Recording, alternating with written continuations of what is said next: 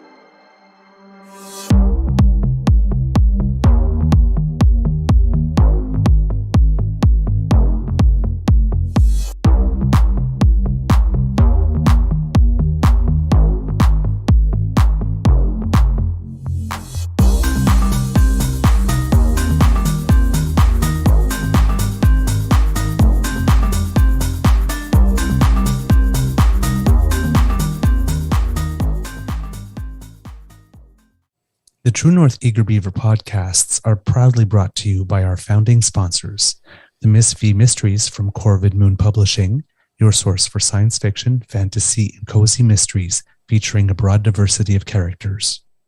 CanadianTarot.com, your uniquely Canadian online eclectic tarot community and forum, and the Pepper Master, hot pepper sauces made from fresh farm ingredients to thrill your taste buds and expand your mind.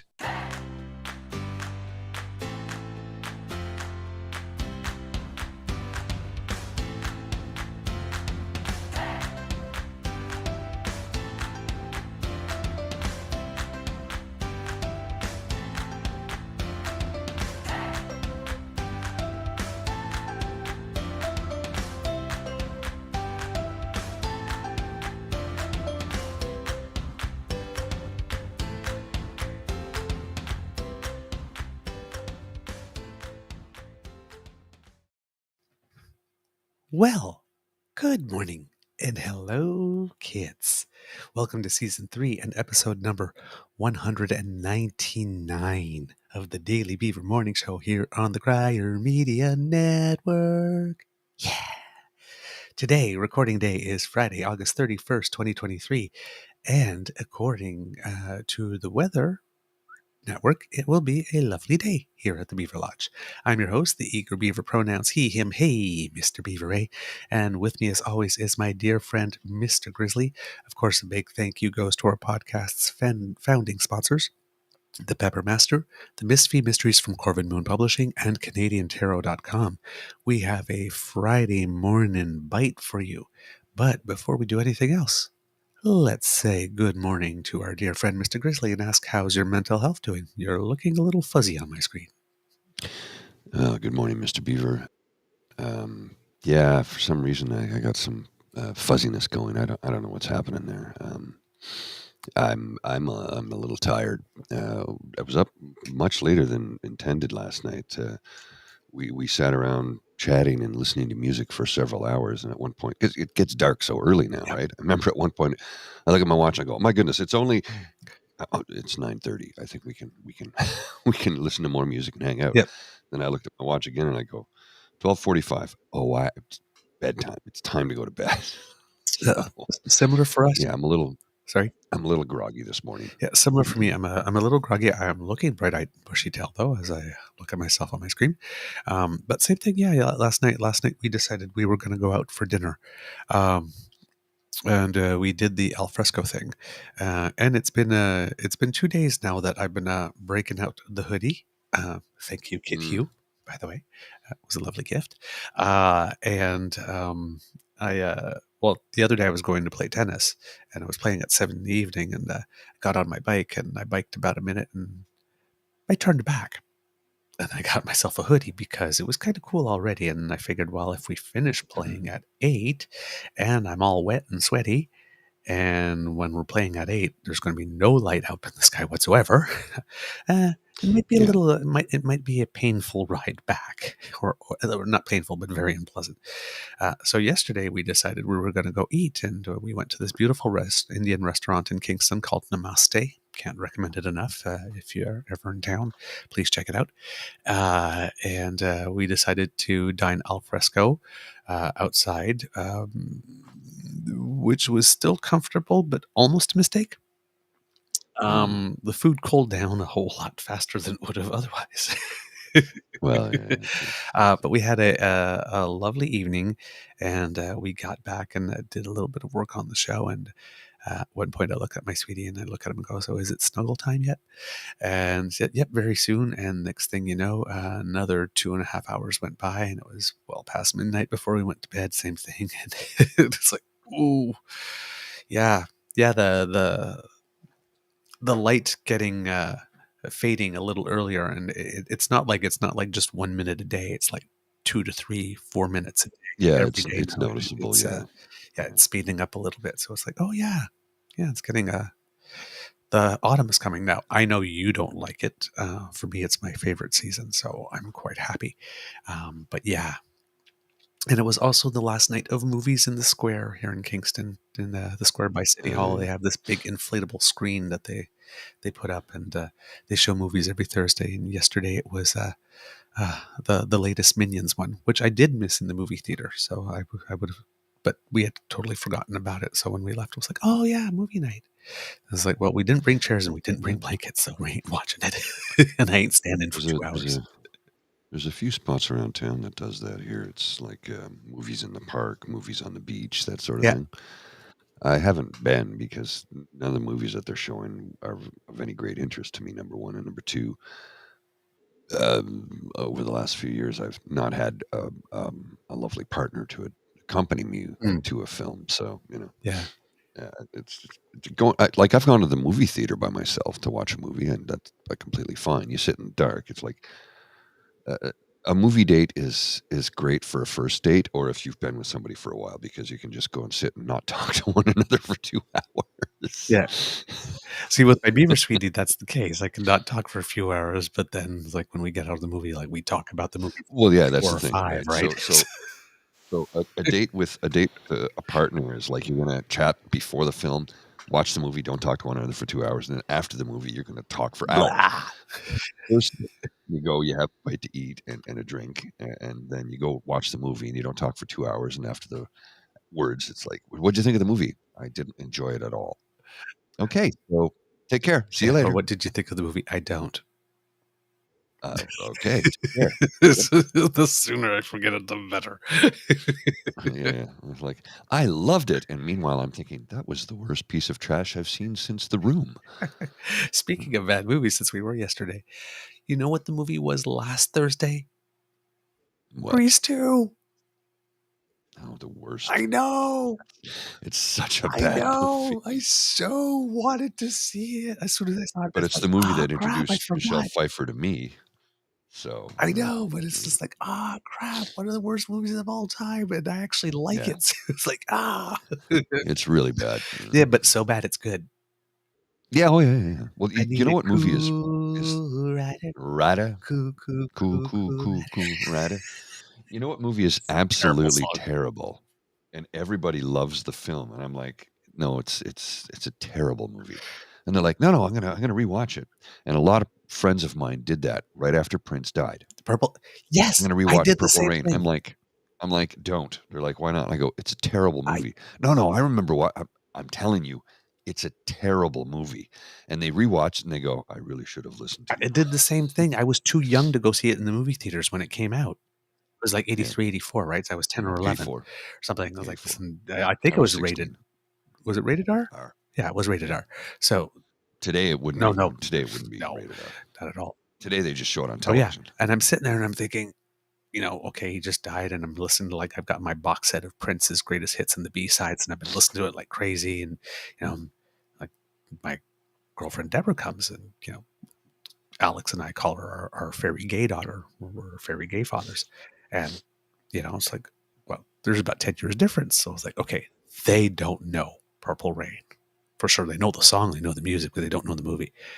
And they were playing it in theaters the whole week. So it's like, we got to go see Purple Rain, man. This movie was nominated for Oscars, and it had like 5 or 6 hits and won a whole bunch of Grammys. And I was sitting there in the theater, I'm going, oh my God, this is really It's horrible. It's a terrible movie. It's really bad.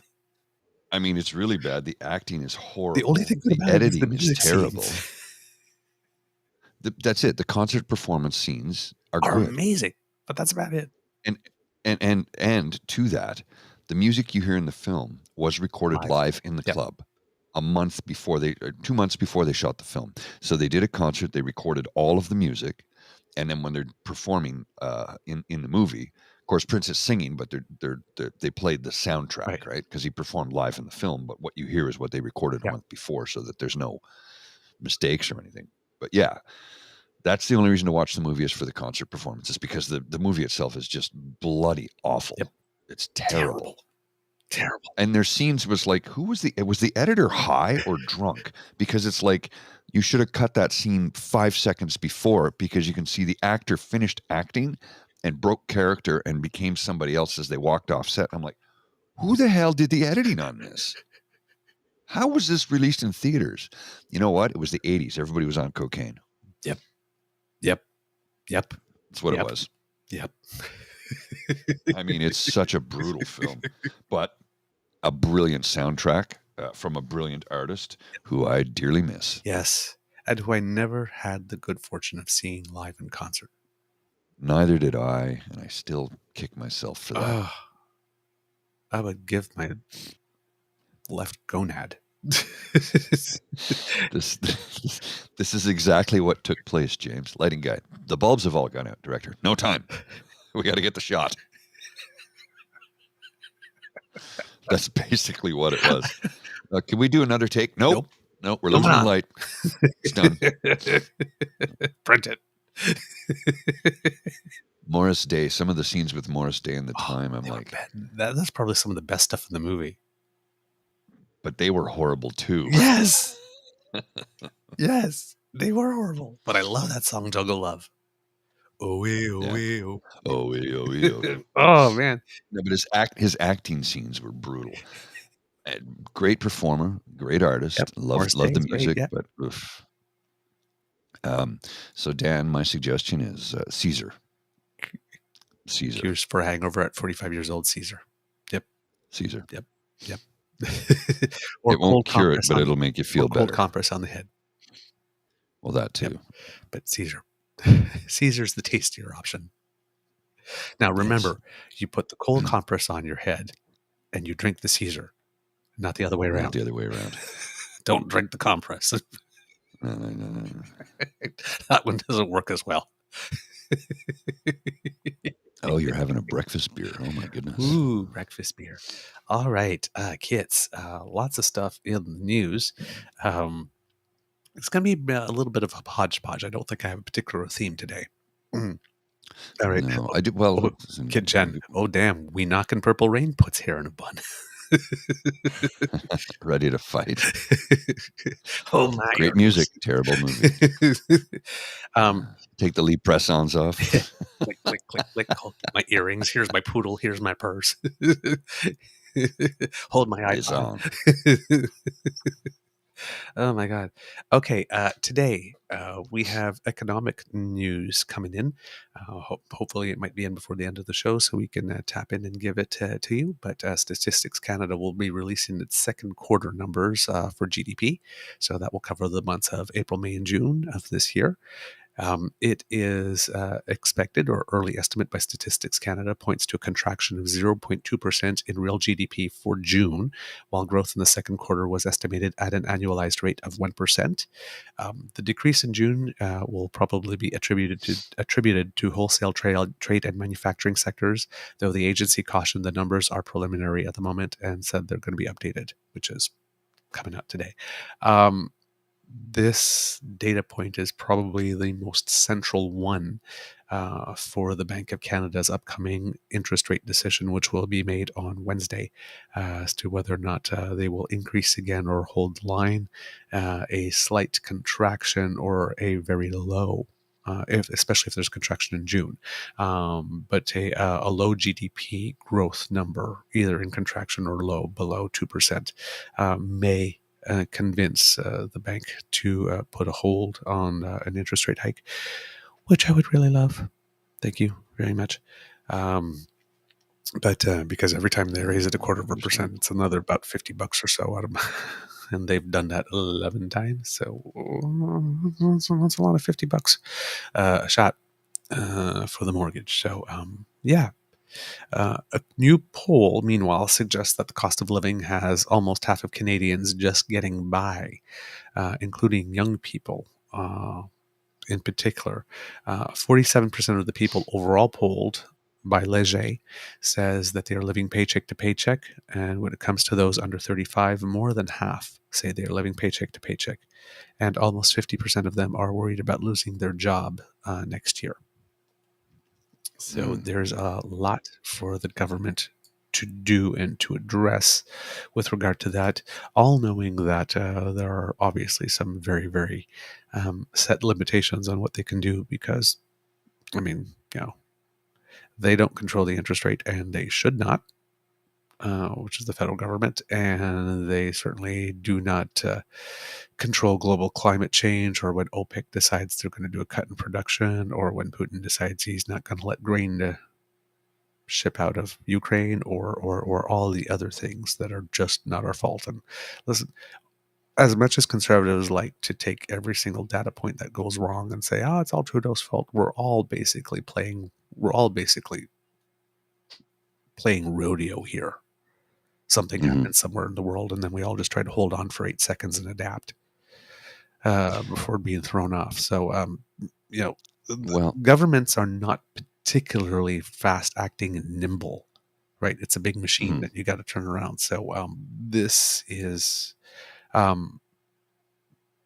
know it's politics, and when we have problems now, and we don't have a lot of patience, and we want it solved now. But if you don't have patience, and if you don't have the ability to sort of be the river, something goes wrong. Okay, I'm just going to go this way, rather than getting upset and worked up and causing yourself a lot of stress and cortisol and all of that kind of stuff.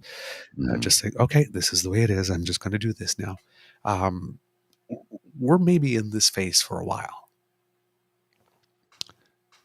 And I know that a lot of people are worried about, losing jobs and getting laid off. And that is a big concern and an understandable one. I've been in that before. There's no danger of that for me at any time in the near future. My contract was just renewed, so I'm fine. But I learned about something yesterday that I did not know existed. And we don't have this in this country. This is in the United States of America. It's called the WARN Act Compliance Assistance. The Worker Adjustment and Retraining Notification Act helps to ensure advance notice in cases of qualified plant closings and mass layoffs. The U.S. Department of Labor has compliance assistant materials to help workers and employers understand their rights and responsibilities under the provisions of WARN. So if a plant or where you may work is about to close, they have to let the government close or have mass layoffs or anything to that extent. They have to warn the federal government in advance, not state government, federal government. And then the WARN Act will put out a notification for employees, which means you could know 3 months in advance that your job is going to be terminated after a certain period. Like at the end of the next quarter, your job would be terminated. So you could start looking for a new job 3 months before you get laid off. I'm like, this is brilliant. I don't know who came up with this, but that should be something we have in this country. That should be something we have. Yeah. It should be. Yes. That's a European ideal, and this is an American thing. Yeah, you shouldn't just be waking up one day and finding out that day as you get into work, here's your box. Leave. Yeah. It's like, what? Huh? Here's your stuff. Oh, by the way, by the way, we got some severance for you. No, how about you let me know 3 months before that you're going to go belly up so I can do something so that when you give me my severance, I can bank that. Well, not only that, it's like the Let's Talk folks who, took $122 million in COVID money and then laid off 1,200 employees the next day. Yeah. Let's talk about how we could pad our bottom line. Yeah. Yeah. Now, the Alberta government, for itself, says that it's on track to record a $2.4 billion surplus for this fiscal year. about 90 million more than expected. That's despite slightly lower predicted revenue from oil and gas and almost $1 billion spent on wildfires. And that $1 billion amounts to about 3/4 of the money the Smith government had set aside for emergencies. So yes, we're starting September, and there's 3 more months, and I guess that means they calculated it right. 3/4 of the year gone, 3/4 of the budget gone. But if there's something coming this fall or this winter before the end of the year, there's, like I said, there's only a quarter left in the kitty. So governments might be realizing that these big contingency funds that they're putting together in case of emergencies are actually not that big. Dan, please tell me you didn't sign any documentation when they gave you your notice. Wow, the city gave me 3 minutes notice and $700. Please tell me you didn't sign anything, because if you signed it, you're screwed. But that's what they did is illegal. Wow, that's illegal. Wow, that you are owed a lot more money. Period. There is a website. I'll see if I can find it here that I suggest you go to. He says not. You didn't sign anything. Okay. He says so. not. Good. You are entitled to a lot more. Yeah. There is a severance calculator. Here, I've used it before, and Ontario, BC, and Alberta severance pay calculator. Yes, I have it here. I will put this link in the chat, and please check this out. Anybody who is thinking they were owed more money, this is a legal. It's from a law firm. It's Semfiru Tumerkin LLP. And it's employer and employee. Please indicate which of the following rules applies to you. And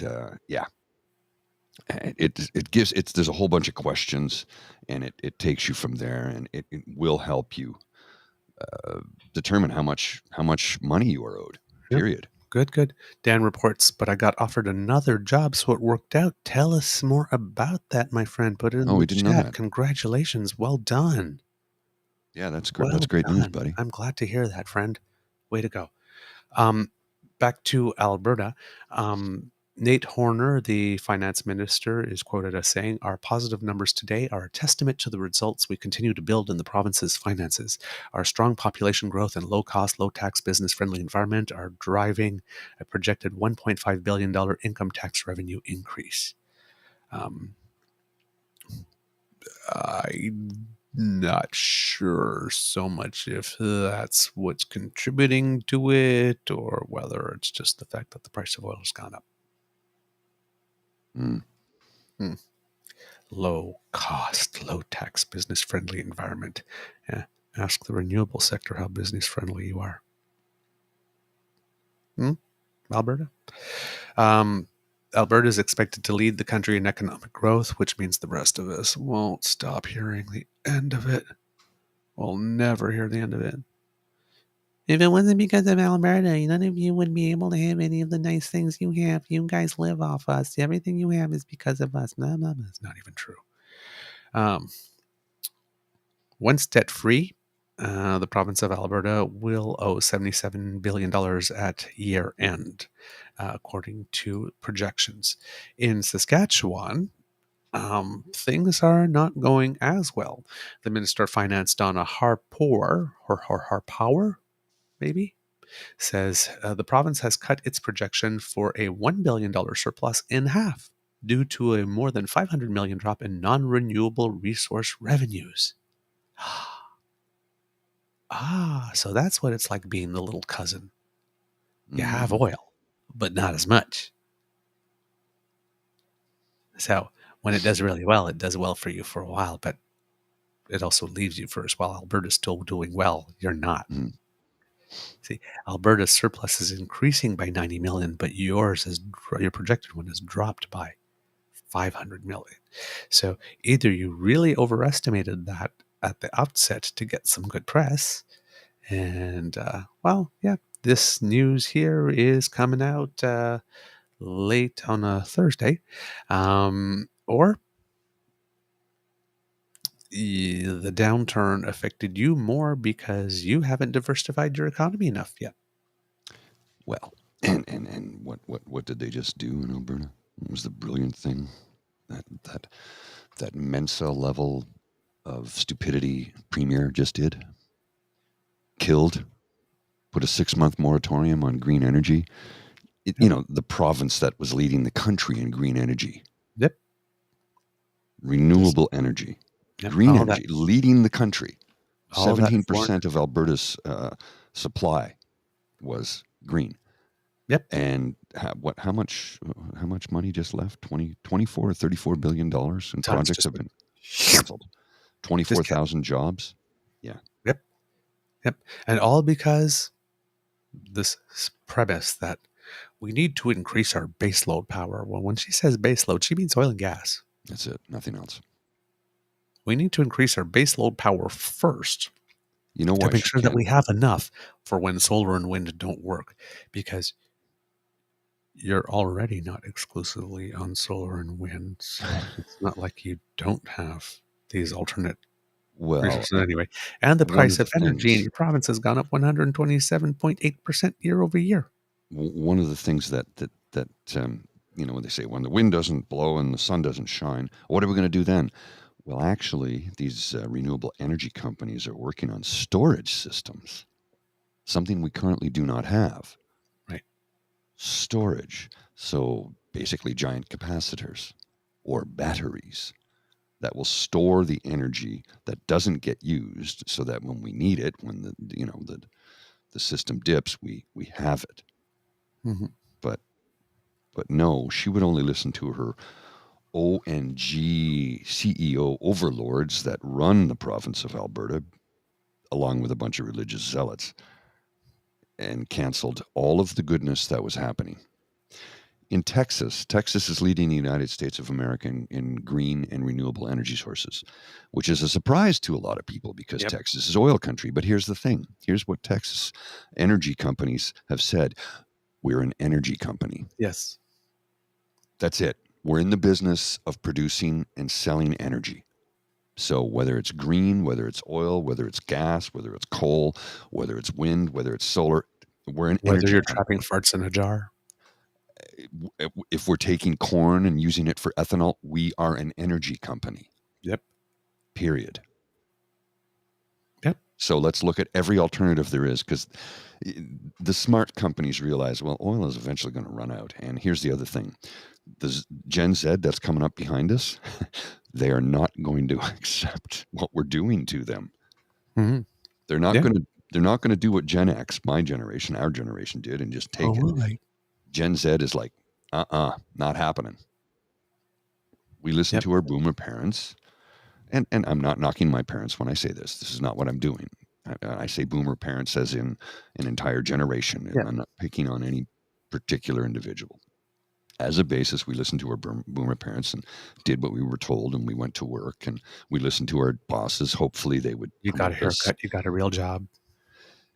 You work hard, put your head down and work hard, and you'll get rewarded for your... No, that's not what happened. That didn't happen because in 1980, everything changed for the worst when trickle-down economics, which means that basically the wealthy are pissing on us. Trickle-down economics was brought in by Reagan, which destroyed North America, and a lot of it affected us here because... Which is why he's my pick for the worst president ever. Yeah, and I agree with that. I can't think of a worse president. In terms of long-term effects of their policies and... Yes. The current state of... We're still living with Reagan. Yeah. Oh, yeah. The current state of the issues that he created 43 years ago are being felt. Yep. And yes, you're right about that, Ree. Who brought in Reagan? Oh, that's right. The evangelists. The same people who gave us Trump. Yeah. Yeah. Hey, God. Oddly enough, Reagan, the last time that the Screen Actors Guild went on strike, Reagan was the president of SAG. Yeah. Interesting, huh? Go figure. Back to Saskatchewan. The forecast clearly demonstrates the need to be prudent and manage spending carefully as resource revenue is volatile and forecasts can change quickly due to global impacts on prices and production. Yeah, that's always been the case, sister. Why are you announcing this like it's news? The government's revenue is now projected to be $19.6 billion, down 123.7 million, or 0.6% from March's budget. Non-renewable resource revenue projections are down by 528.9 million due to lower potash and oil prices and lower sales forecasts. Well, you had Saudi Arabia and Russia right in to help you with that by changing the OPEC prices, so maybe that'll work for you a little bit, Mo. God, I just do not understand how this man is the most popular premier in the nation. Oh, God, it makes my brain hurt. He's such a yutz. Well, the way they went on about last week, the way they went on about Chrystia Freeland got a speeding ticket. I'm like, yeah, and you killed a guy. She was doing he killed a woman while he was drunk. Sorry, a woman, yes. Yep. A mother. Yes. When he was drunk. Yes. And it wasn't his first DUI. No, he had like 3 of them, I think, in total, and one of them resulted in a death. And they elected him premier. You want to talk about the epitome when it comes to white men failing up? Yep. Yep. Yeah, indeed. So yeah, Harpower said that despite the drop in revenue, the government is not moving away from paying down operating debt. Quote, sticking with our debt reduction plan is important because paying down up to $1 billion in operating debt this fiscal year, combined with $1.5 billion in debt retirement last fiscal year, is resulting in projected annualized interest savings of $110 million. Savings that go directly into supporting priority program services and infrastructures for Saskatchewan people, Harpower said, except for if you're running a deficit.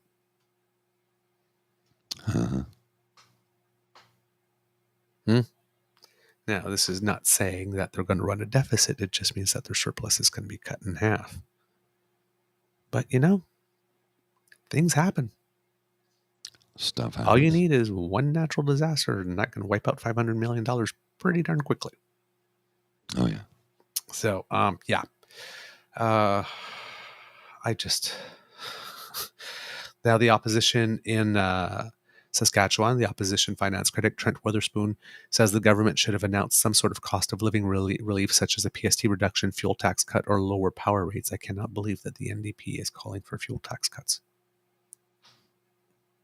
Anyway, the Sask's party's failure to deliver cost of living relief to cash-strapped families and instead hike costs and taxes is inexcusable, Witherspoon said, except that throwing more money into the economy fuels inflation, unless you are targeting it to the people who need it the most, and conservatives never do that. Nope. If conservatives start a daycare program, they let absolutely everybody claim their $200 or $400 something like this, as opposed to directing it to the people who couldn't afford it without it first. That's what conservatives do. Everybody needs to get their cut, no matter how much they make, or else it's not fair. Whether you make $10,000 a year or $1 million a year, you get your 3%. That's the conservative. Treat everybody absolutely equally. No equity, just one standard. Don't care about people's individual situations. Don't look this. You don't need out the money. You don't need the $500 rebate for food because you make $1 million a year. It doesn't matter. You get it anyway. You get $500 and you get $500. You would need 1,000 rather than 500 because you're dirt poor. Too bad, so sad. I had to give $500 to that millionaire over there who didn't need it. Yeah, who doesn't need it and won't even notice it. So yeah, it's Saskatchewan people have been taking the rising cost of gas, groceries, additional PST, and power bills square on the chin for months, while government coffers have been filled with windfall revenues and additional PST, says Witherspoon. He says that the $150 million increase in PST revenue in the financial updates shows Saskatchewan people are paying. Quote, the Sask party has done worse than nothing while sitting on windfall revenues. They've hiked taxes and fees and power bills more than 3 times in the last year. So, yeah. All you Canadians out west, you keep on screaming, damn you, Trudeau, but you keep on voting for people who do this to you. Or like Daniel Smith, who tells you that you're going to get an energy rebate and then gets elected and turns around and says, oh, no, by the way, that was just a deferral. Sorry, not a rebate. Yeah, you guys are going to all have to pay that back later. And then year-over-year energy prices go up 127.8%. And then, of course, she blames that on the upcoming electrical grid plan from Trudeau rather than the fact that, well, it's decisions that they made. It's decisions they made. And now she's sabotaging the renewable industry in order to get more baseload power investment when there's not much investment for that because we're pretty much already hitting peak oil demand already. According to sources, peak oil refers to the point in time when the maximum rate of global oil production is reached, after which production will begin an irreversible decline. Bloomberg predicts that global demand for road fuel will continue to grow for only 4 more years, with demand peaking in 2027 at 49 million barrels per day before entering terminal decline. Terminal decline. 4 more years before we enter terminal decline, and the government of Alberta is still out there saying we need more base load power, more oil, more gas, and let's suspend everything non-oil and gas until we get more oil, more gas, or at least a plan for it. Which is probably the reason why they want to take over the pension, so that they can, dip into that money to help finance some stuff. They're going to throw good money after bad. In a couple of years, people from Alberta are going to wake up and go, what the hell happened to our pensions and our fund? And then they'll go, well, those liberals. Like they always do. Electric vehicles are expected to displace 20 million barrels per day in oil demand by 2040, up from the 2 million barrels per day. That's a 10-fold increase in the next 17 years. Predicted. And I think in Canada, I think there was a report that came out yesterday that we had hit the tipping point in EV vehicles. There's a certain number of countries. Really? Yeah.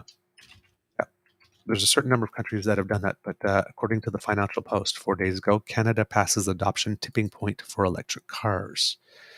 23 countries have now crossed the critical threshold, Bloomberg analysis indicates. Bloomberg Green completed an analysis of adoption rates around the world. When we first completed this a year ago, 19 countries had passed what's become a critical EV tipping point, 5% of new car sales powered only by electricity. This threshold signals the start of mass adoption when technological preferences rapidly flip. Since then, 5 more countries have made the leap. The newcomers, Canada, Australia, Spain, Thailand, and Hungary, join a cohort that also includes the US, China, and most Western Europe. The trajectory laid out by these early adopters shows how EVs can surge from 5% to 25% of new cars in just 4 years. Wow. That's crazy. That is a huge increase. From 5 to 20, that's a 500% increase in 4 years. That's crazy. In adoption. Most successful news technologies, televisions, and this is something that we talk about on the show. I've mentioned that a few times about, early adopters, those who follow in, the ones that come in when everybody does, the one that does after everybody's adopted, and then the stragglers that finally get dragged in kicking and screaming. Those people that goes, I will never drive an electric truck, until you can't actually buy a fuel truck anymore because they're not making them. They're all EV and you can't get one off the used car market because they've all been scrapped or used. What are you going to do? Carry that payload in your hands? Or are you going to finally break down and buy an electric truck? Well, and you've seen where Amazon's fleet of delivery trucks are all electric, eh? Mm-hmm. When they're not farmed out to other companies, when they use their own delivery people, they are all electric vans. Mm-hmm. Yep. So according to this, most successful new technologies, televisions, mobile phones, LED light bulbs, follow what's called an S-shape adoption curve. Sales, so this is exactly what I was just explaining here. Sales move at a crawl in the early adopter phase, then quickly once things go mainstream. In the case of fully electric vehicles, 5% seems to be the inflection point. The time it takes to get to that level varies widely by country, but once the universal challenges of car costs, charger availability, and driver skepticism are solved for the few, the masses soon follow. In the US, the EV tipping point didn't arrive until late 2021, relatively late for a country with its spending power. There were reasons for that delay. Americans spend more time in their cars than any other populace, and drivers demanded longer ranges than early models offered. Pickup trucks and large SUVs, which make up more than half of the U.S. market, were also slow to electrify due to their massive battery needs. But today, U.S. EV sales are rising fast, up 42% in the second quarter compared to the same period a year ago. 42% year-over-year increase in the second quarter. Wow. Wow. But That's crazy. I know, but haven't quite matched the explosive trajectory of other countries that have crossed over. That can change as Tesla, the world's largest EV maker, prepares to launch its Cybertruck pickup, and all competitors roll out EVs under some of their most iconic American brands: the Chevy Blazer and Silverado, the Ford Explorer and F-150, the Jeep Wrangler and Ram 1500, to name a few. The F-150 Lightning I've been reading a lot about that. Oh yeah, well the F-150 is the biggest selling vehicle in North America. Truck, and the F-150 Lightning, which it's not cheap, but an F-150 is still going to run you like 75, 80. So you get the F-150 Lightning in that neighborhood, and you get rebates on top of it, so it balances out. And people are hopping on the bandwagon for that. There's so much power in the battery of the F-150 Lightning. If there was a blackout in your neighborhood, and this is directed basically at people in rural neighborhoods, because usually in urban areas, they get the power on quickly, but it can run your home for 3 days. That's how big the battery is in this truck. Wow. Yep. Yeah, and that's the thing too. Yeah, as the disasters get bigger, having your truck and having it there charged can run your generator for you. Yeah, exactly. A tipping point may be on the horizon for India, the third largest auto market after China and the US. EVs made up 3% of new car sales in the country's last quarter, after doubling in just 6 months. India's homegrown automakers have been investing heavily in electrification, and Tesla Chief Executive Officer Elon Musk met with Indian Prime Minister Narendra Modi in June. Musk says he plans to enter the market as soon as humanly possible.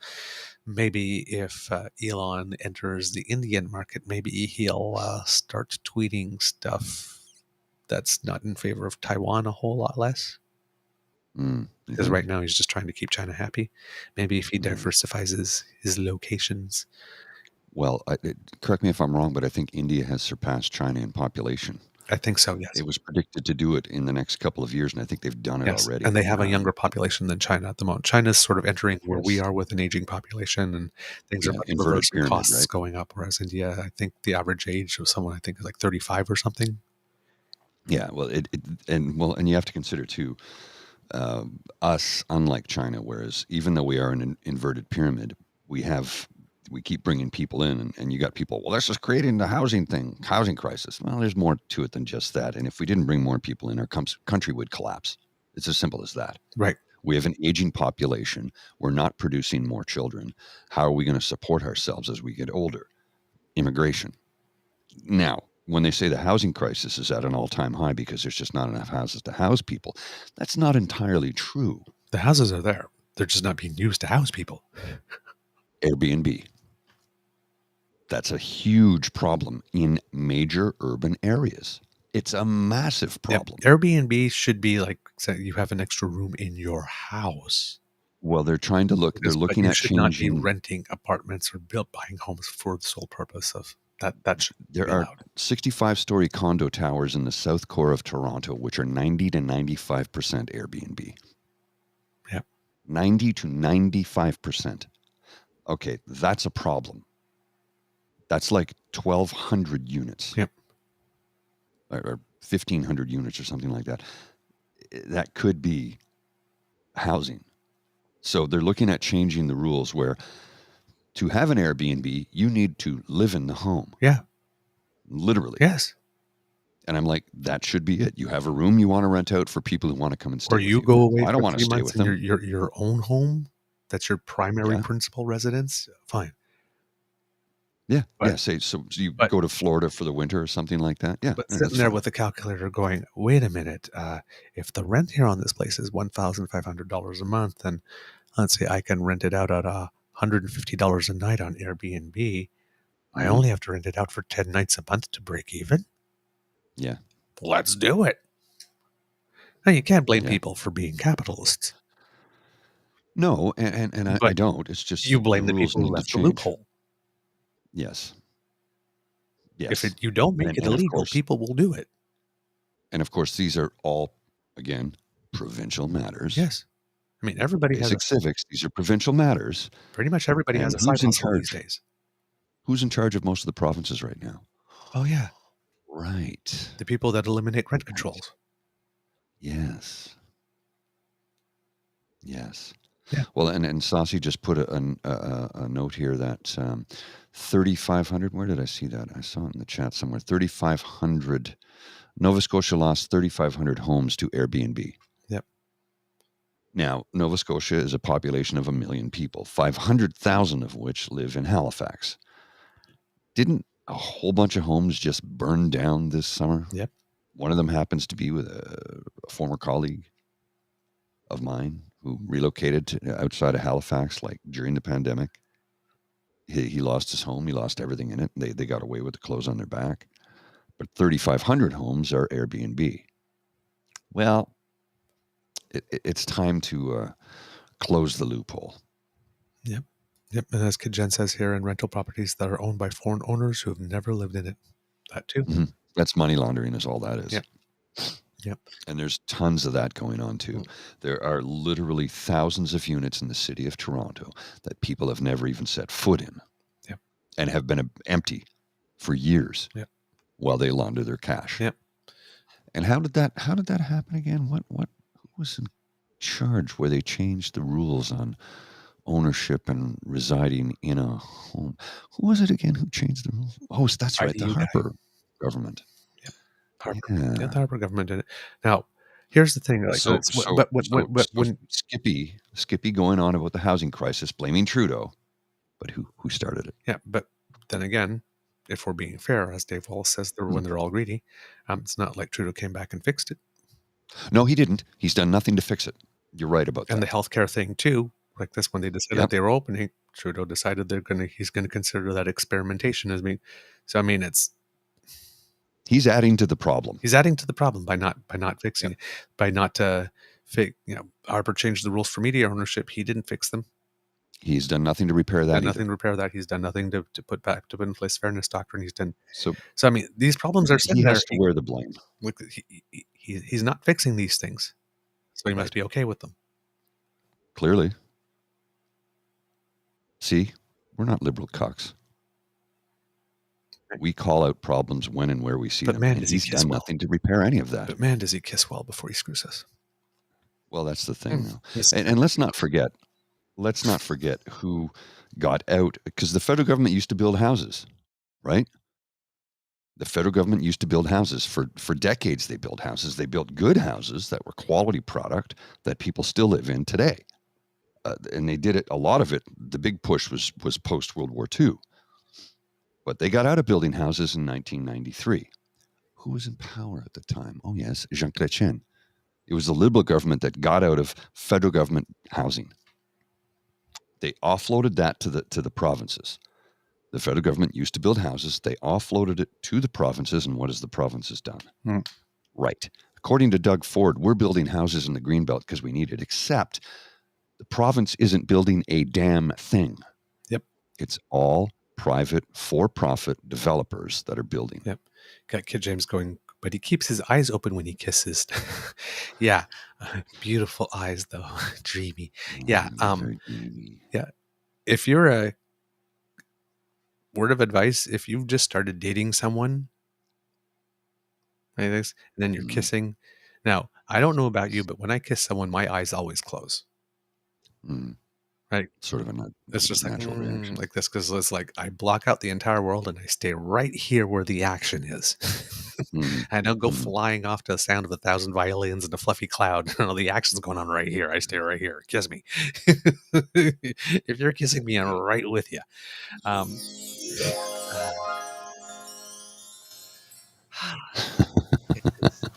Anyway, that was well timed. I like that. Thank you. Thank you very much. But yeah, I'll be here all day. But I've been given that word of advice. It's like if you're kissing someone at one point like this, and you just like take a look and you see they're kissing you with your eye, and their eyes are open, run. That's the advice I've been given. Yep. All right. Back to the electric car batteries here. So when I'm talking about that early adoption model, like this. Well, it's slow at the beginning. It's Right. also slow at the end. Right? Countries that cross the tipping point have seen rapid rates of adoption, with a median sales growth of 55% last quarter compared to the same period a year ago. But as with any new technology, growth rates will eventually slow as markets near saturation. The top of the adoption S-curve, they will always be holdouts. In Norway, the world's EV pioneer, growth appears to be slowing after reaching 80% of new vehicles. So pretty much like the vaccine, right? You get to about 80, 90%, and then some people go, no, No, no. not happening. Oh, and there's massive rebates in Norway for that too. But what I'm saying is that these principles that when we mention on the show and we talk about them, they're universal. Mm-hmm. It's new technology, yes. right? A new vaccine, right? mRNA technology, electric vehicles, your plasma screen TVs that then become LED TVs, cell phones. It's always the same thing. There's people go, hey, this is a cool thing, and then jump on it, and then it grows slowly, and then you get to about 5%, 6%, and then it starts to grow rapidly, and then about 75 to 80% people get it, and then there's some people who's like, nope, I'm just not getting it. I don't care. I'm still not convinced. Not happening. Mm-hmm. You can't pay me enough, right? So it takes all kinds to make a world, people. But yeah, in terms of the EVs, like I said, there's much more to the article going on. I just read some of it for you, some pieces here, but it's from the Financial Post. I'll put it in the chat here for you, so you can share it with them, Mr. Grizzly. But please do read it, because there are some principles in this article about early adoption and whatnot that apply to anything. Like that's the core thing, and you take that, and then when there's something new coming on, if you always keep that principle in mind. Oh, we put in all this investment and nothing's happening yet. It's such a waste of time, waste of money. So like they're doing about the carbon tax right now. Mm-hmm. Why isn't all these carbon pricing stopping these wildfires? You said it was going to be doing it. It doesn't do enough. Yeah, because we brought it in at a super, super low weight to sort of condition people for 5 years because we know that they'd be screaming and yelling. And it's only now that we're starting to raise it up to a certain amount where it's going to start making a difference. Mm. So you got to give things time to work. We're adopting a new Indo-Pacific strategy. 3 days later, it didn't work. I was like, dude. Doesn't Or we're going to pass that. It didn't work. It's not in effect yet. We only passed it. It takes effect in 2 months. Chill. Yeah. It's already a failure. They're quick to want to declare things failure. Of course they are. They don't want to, especially something that was not their idea. Oh yeah. Well, that's the thing about carbon pricing. It was their idea. And greenhouse gas. It's a conservative idea. It's the same principle we used for acid rain, which was Mulroney. Under Brian Mulroney. And it worked. Who was the most environmental prime minister we ever had when it came to actual policy, which is ironic when you think about his predecessor, Pierre Trudeau, who was an environmentalist in the way that he loved to canoe and hunt. Well, not hunt, but he was a naturist. And I don't mean that he was a nudist. I mean, the guy liked to spend time canoeing up in the bush. He loved the outdoors. And yet, who had the most successful policies when it came to protecting the environment? Brian Mulroney. Now, we're not going to talk about the envelopes of cash he walked away with, but, As Elizabeth May pointed out in our recent press conference. Yeah, that old. When she was working for Mulroney's government, and she blew the whistle because there were things illegal going on, and sure enough, there were things illegal going on because people went to jail. Yeah. Oops. I could just imagine having Elizabeth May working on my team back then. It's like, I told you it was illegal, but did you listen? No. When are you guys going to learn? I don't lie. No, she does not. But everybody hates it because sounding.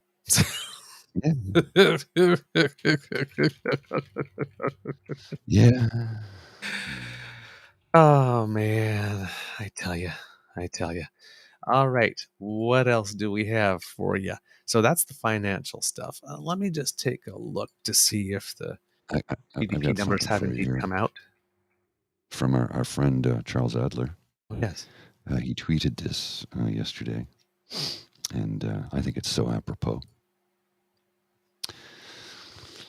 If a man knocked on my door to tell me that Pierre Elliott Trudeau and his son Justin Trudeau were Marxist, I would tell him to reproduce with a chicken.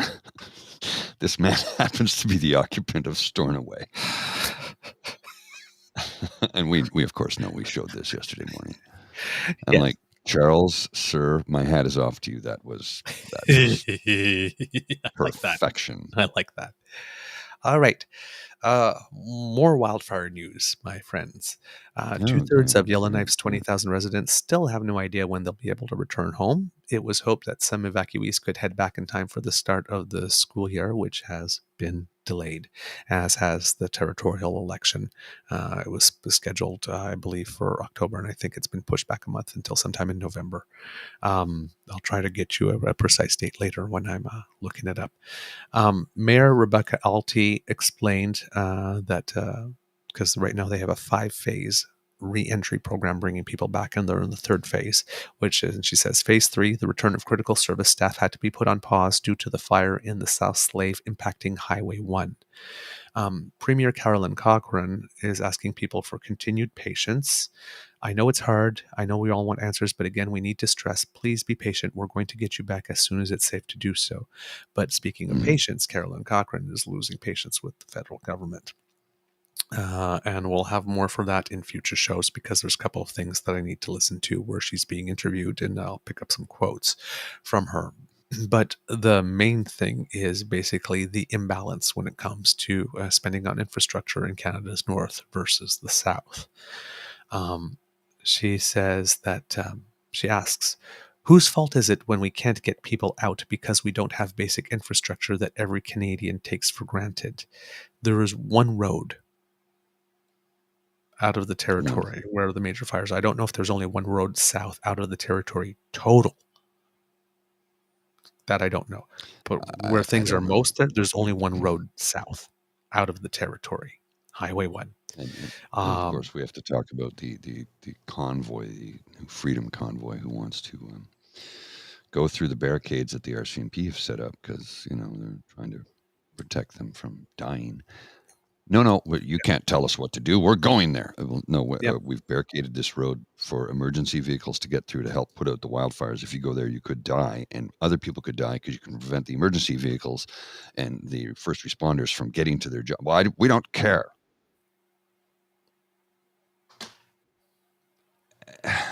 We live in the most informed time in history, and yet we are the stupidest we've ever been.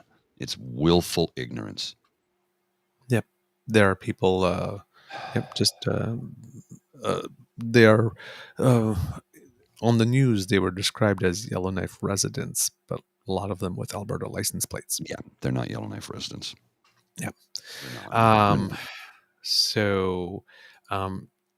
Yellowknife residents know how difficult it is to live in that part of the world. They recognize, you're not going to get people from Yellowknife insisting on going back. Yeah. Because they're smart. Right? Yeah. Now, there are 22 communities in the Northwest Territories that are without roads at all. They're Which flying. makes it hard to evacuate people and bring people back in. Yeah, you have to fly in and out. Yeah. Yeah. So, I mean, I can understand the Premier's concerns. And the Premier, I have to say, Carolyn Cochrane, I'm giving her 2 big thumbs up. She's doing an incredible job so far. Federal Minister of Emergency Preparedness, Harjit Sajjan, is on the record as saying, so there's going to be a much wider response in terms of recovery beyond just the response to the wildfire. So hopefully there's going to be a commitment to that. Edward Sangrees of the Yellowknife Dene First Nation is quoted as saying, all hearts ache as we witness the devastation that has unfolded. In British Columbia, Bowen Ma, Emergency Management Minister, is on record as saying, in the northeastern regions, we are expected to continue to see unseasonably warm temperatures, smoke, and strong winds. This has led to previously in-control fires becoming out of control again and could lead to more extreme fire behavior. 4,200 people remain under evacuation orders in British Columbia, and another 65,000 are on alert to be ready to leave at a moment's notice.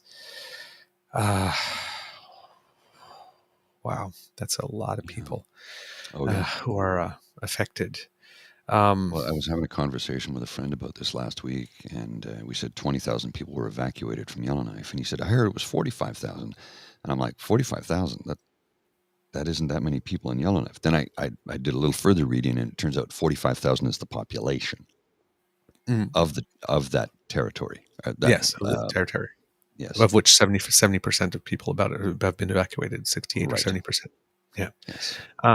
Now that surge of fire activity has paused the reentry plan to Yellowknife, weather's call for strong winds over the course of the weekend. And around Hay River,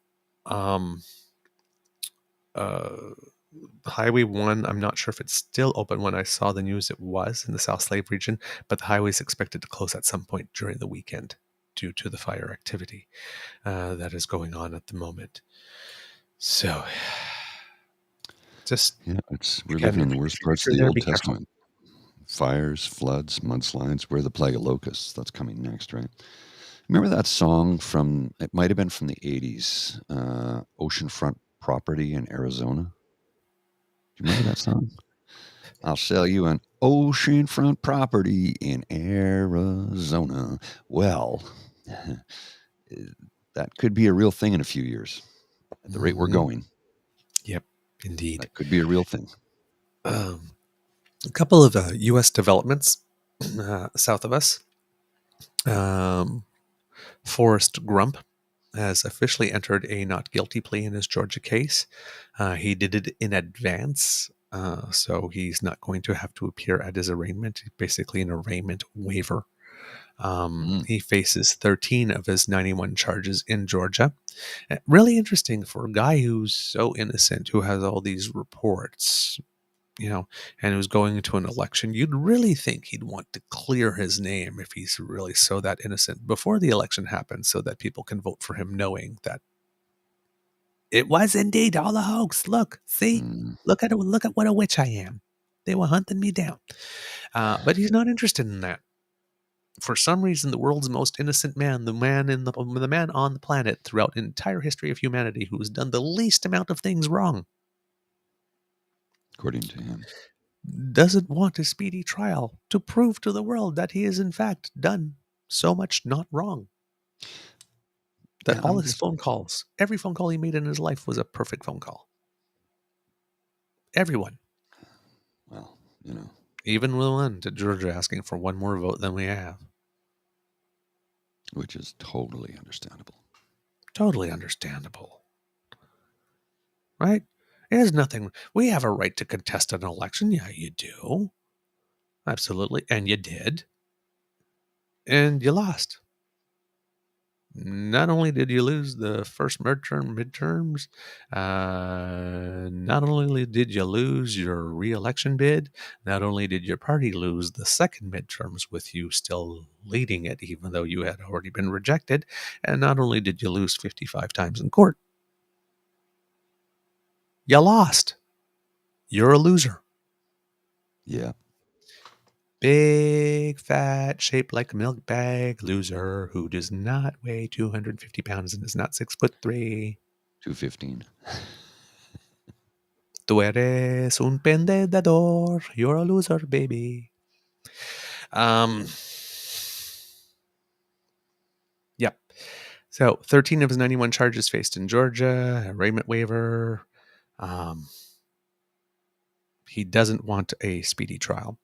The Kraken lady, Sidney Powell, and I believe it is John Eastman, if I'm remembering correctly, have asked for an early trial. No, it's not John Eastman. It's another person whose name I can't remember off the top of my head. Have asked for an early trial. Now, the guy asked first, and I wish I could remember his name. And then all of a sudden, Sidney Powell, who is the lawyer, said, "Hey, wait a minute. That's a good idea. I want in on that too," which made the other guy go, "Oh, God, not her. You're not helping me, lady," by joining my thing. Which led Fonnie Willis to say, wait a minute, Judge. You said that you could grant him an early trial, but does that mean he's severing his case from all the other cases? Or not? Because, anybody who wants to go early, I'm ready to go with all of them on October 23rd. Like this, but nothing in your order said anything about trials being severed. So while these two are applying to have their trial severed. You know who else applied to get his trial severed? Who would that The be? world's most innocent man. Well, of course. He wants because, his trial severed from the people who were going early on the 23rd because he is so innocent and so eager to prove it that he wants his trial. It's not the other people. Other people say, no, I'm severing my trial from yours. He's going, oh yeah, you're going to sever me. I'm severing you. I'm not going early. Screw that. So he's actually applied to sever his trial from the people who want to go early. He so does not want to go early. Well, it's like, gee, nothing says take your time, judge. Like, and interestingly, the trial in Georgia will not only be televised. The judge has ruled they will not only be televised. Oh, no. Because the people, all of the people are the victim. Because remember, one of the charge, right, is conspiracy against rights. The right to cast your vote and have it counted. So the victim is absolutely every single person in the United States who cast a vote. Makes sense. So It's not unreasonable. they all have a right to see the trial. Well, not everybody has cable. So the judge is not only making it available on TV, but he's going to live stream it via YouTube. Oh, that's precious. I love that. I think that's the best thing. The best. That's the absolute best. I could see the judge and I was like, just like sitting there like on his order, like this with his pen. You wanted attention, motherfucker? Here, you got it. You're on YouTube. Oh, you Boom. get it now. You're going to get it now. God, I hope he gets it. I hope he gets it. How many people does he need? How many people does he need? How many boys? How many girls? How many people does he? Jazz hands. Okay. I'm not familiar with that particular from a chorus line at the audition where all the people are going, God, I hope I get it. How many people does he need? How many boys? How many girls? I don't. Yeah. I know the film, Yeah. and I know that it was originally a play, Yeah. but I've never seen it. One of the longest running Broadway musicals ever before it closed, along with Phantom. Really? Oh, yeah. Chorus Line was huge when it finally closed on Broadway. I think it was on like for 40 years or 30 years or something. Oh, really? Yeah, when it closed. Yeah, finally. Is Cats still on Broadway? Because I know everybody loves to chew that one. They love to shit on it. But I'm like, doesn't it have some good songs in it, though? There's some good songs in it. Yep, absolutely. I don't know if Cats is still on Broadway yet. I don't know. Yeah. Well, they had a movie. Remember the movie they had about a year ago? No, I don't remember the movie because I was told really don't see it or else you're going to have to wash your eyes out with something. Yeah, I was told it was really bad. I haven't seen it yet. Is it Purple Rain bad though? Because that's so I'm sitting there. I was thinking like Dame Judi Dench put her name in for it, so I thought, my God, it can't be that bad. And apparently, it's Idris Elba's in there. Yeah, apparently it James is. Corden, Taylor Swift, Swiftie. All right. Speaking of accountability, Jed Weddle singing a chorus line. One singular sensation. I know that for it. Yeah, that's from Chorus Line too. My favorite one is Dance 10 Looks 3 though, from a Chorus Line. Dance 10 looks 3 and I'm still on unemployment, dancing for my own enjoyment. So I went out to get the doctor to get tits and ass, get the bingo bongos done. All of a sudden, I'm booking national tours. Sorry, Jen. It's not that we hate Purple Rain. We love the music. Love the music because Prince was Prince. He was brilliant. It's just a really bad movie. It's a terrible movie. And I don't even say I hate it. I like the film, but it's really bad. It's bad. And I told a number of friends who decided they wanted to watch it right after he had died, and I'm like, "Oh, don't you don't want to do that." Yep. They watched it and they came back and go, we really should have listened to you about that because we had these fond memories of this great movie, and then we watched it and went, "Oh my!" Yeah, you're not sitting down for Gone with the Wind or American Beauty or Schindler's List or a great piece of movie making and art. It's a long form music video is basically what it is, with almost no plot and terrible acting. No plot. Just go for the music. Forget what goes on between the songs, and you'll love it. Exactly. You can just literally skip ahead on the DVD. Just go chapter ahead to the next song. Jen vehemently disagrees. Watching Prince play a moody romantic lead is 100, 100, 100. Let your freak flag fly, Well, okay, Carlos. no, but here's this. We It's support you. terrible, but I love it. We Okay? support your So love. that's, We support your love. as long as you recognize how bad it is. Now, speaking of consequence culture, it's like, hello, Look, here come the welcome to consequence culture. If you keep driving down the road 2 miles and look to the left, you'll find I Don't Give a Fuck Motel. Please check in there. On January 6th, a man named Joseph Biggs was one of the leaders Yeah. of the insurrection for the Proud Boys. He posed for pictures inside the Senate chambers, and when it was over, outside the Capitol, he also posted on his cell phone bragging, "Yay, so we just stormed the Capitol. January 6th will be a day in infamy," like this. Federal prosecutors wanted a 33-year sentence. The judge would not go that far, but sentenced him to 17 years for seditious conspiracy, which is the second longest sentence given so far. The longest one was 18. Now, the Department of Justice has decided to appeal those first sentences as being not enough. So I have a feeling these ones will be as well. The other person, Zachary Rail, was sentenced to 15 years. We're still waiting for, there'll be some sentences announced today and, Monday and Tuesday of next, some today and Monday, I think, of next week as well, Tuesday. They're being sentenced at different times, but the big one is Enrique Tarrio, the leader, who was requested 30 to 33 years, and we'll see what happens with him. But I have a feeling that these are also going to be appealed as not being long enough. Now, 1,100 cases have... Pardon? Oh, yeah, not long enough. I get you. Not long enough. No. 1,100 cases have resulted from the insurrection before the sentence was announced. And Biggs openly wept in court, asking for leniency, going, something like, "I know I messed up, but I'm not a terrorist." Well, on that day, you were. You were, Blanche. actually. You actually were. You guys had planned to unalive people. Yep. On that day, you were. On that day, you were. You were in that gets chair. this. He gets this, right?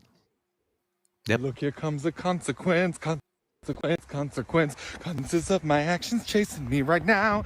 I don't want no consequence. I don't want no consequences chasing me right now. Someone take this consequence. Someone take this consequence chasing me right now. Jesus, consequence. Jesus, the consequence chasing me right now. That is a classic, right? Yep. That PNC It's a battle. classic. Crying like a tough guy. Yes. Yeah. Oh, well, remember please, James Bowder? Sorry? James Bowder, when he was on the stand during the POEC, and he was saying, he calls Justin Trudeau Justine, makes fun of him all the time, tries to effeminate him, and then the next minute, he's weeping on the stand because he's a big, tough alpha male. Like, come on, man. Like, come on. And I don't have a problem with men crying. I do it all the time.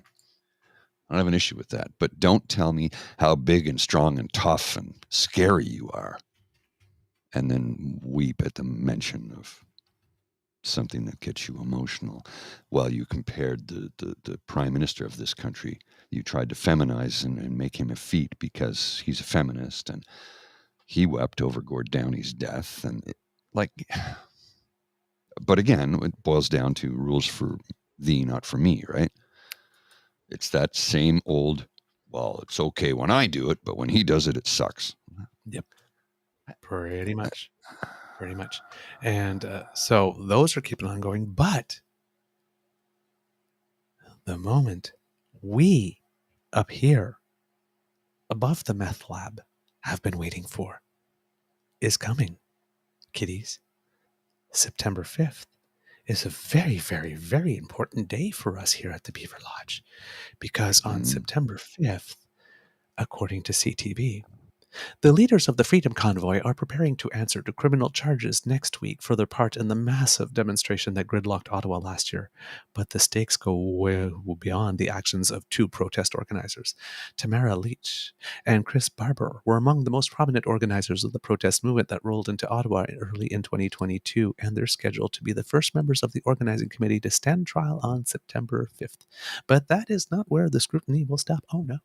Lawrence Greenspan, the lawyer representing Litch, told the court earlier this summer that the focus should be on the case at hand. Quote, "This should not be the trial of the Freedom Convoy," he said. Oh, but in a way it will be. Okay. I mean, yes, it's going to be the trial of Tamara Litch, but it's the trial of the convoy.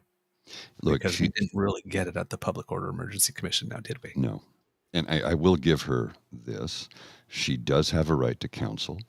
Absolutely. The best counsel she can get. I want her to have the best counsel she gets, because Wednesday she gets fried, she'll have nothing to complain about. Well, and she does have the best counselor available. Lawrence Greenspan is a brilliant lawyer who rarely loses. He will. I mean, and he also likes to take on cases that will have him front and center in the media. Yes, that's what this one is. It's true. He does that, and he's doing this pro bono because everybody deserves a zealous defense. But I think his thing too is the same thing like this. No, girl, you're not getting some like this. I'm going to give you the best reputation because you go into jail and you need to earn it. Yeah. Well, I think he's doing the country a service here, Greenspan. You need a lawyer. He's the guy to call, and I don't say that lightly. I mean that with 100% sincerity. He's the guy to call if you find yourself in hot water. Now this is in the Ottawa area, right? And I'm not taking away from any sponsors of the Crier Media Network. I'm just saying, in Ottawa, that's the guy you call. Yep, he's a damn good lawyer. Absolutely. Even so, University of Ottawa criminologist Michael Kempa, which is a name we've heard a lot also during the time, said the attention paid to the trial could mean that Canadian institutions will also be judged for how the case is handled and the precedent it could set. The organizers of the Freedom Convoy set out to oppose COVID-19 restrictions in Prime Minister Justin Trudeau's government. Thousands of people refused to leave downtown Ottawa for 3 weeks, with local leaders calling it an occupation, while others blockaded several U.S. border crossings. And it is also the event that led to us coming to you. Mm-hmm. Pretty much. So thank you, Convoy people. You did one thing good. You made this guy mad. Thanks, eh?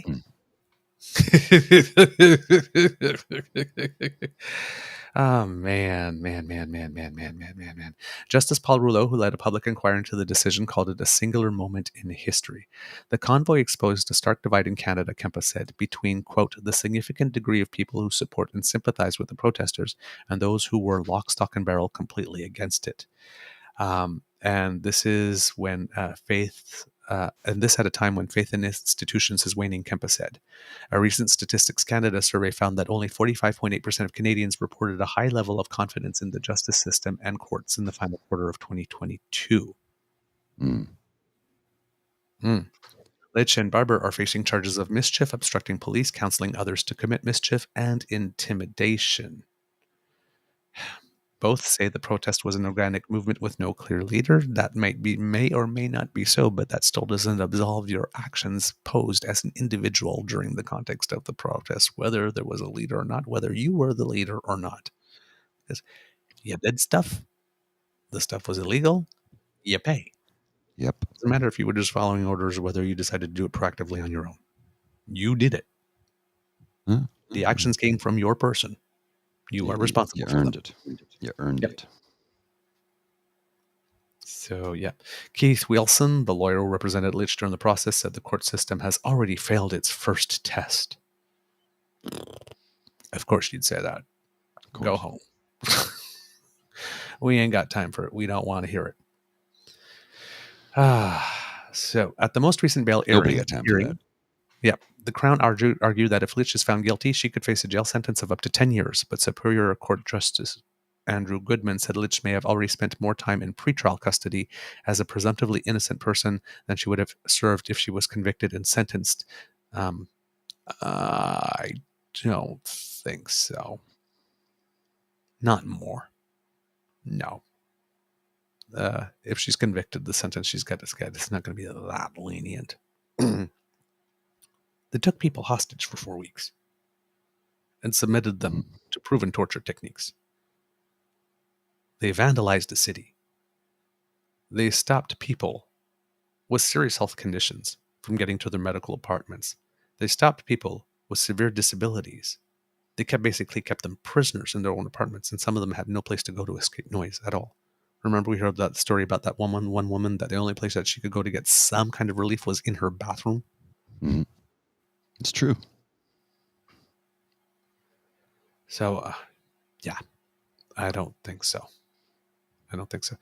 University of Ottawa law professor Yao Veloso says mischief is a minor infraction that in many cases does not result in jail time. But as we have said many times on this show, there are two types of mischief.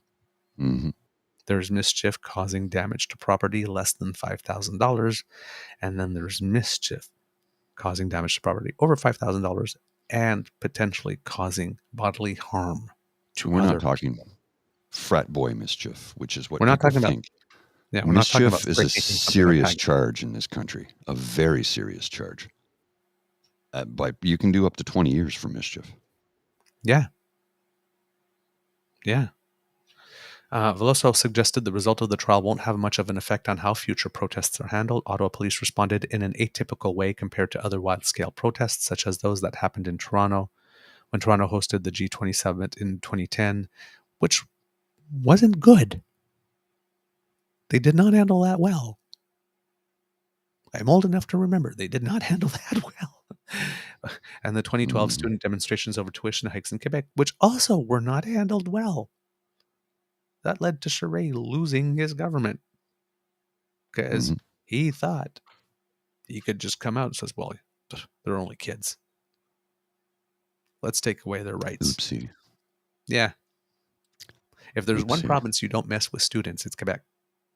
They have the most organized student body politic in the entire nation by far. Like, just it's no province even comes even close to comparing. He picked the wrong ones, and his political career has never recovered. No.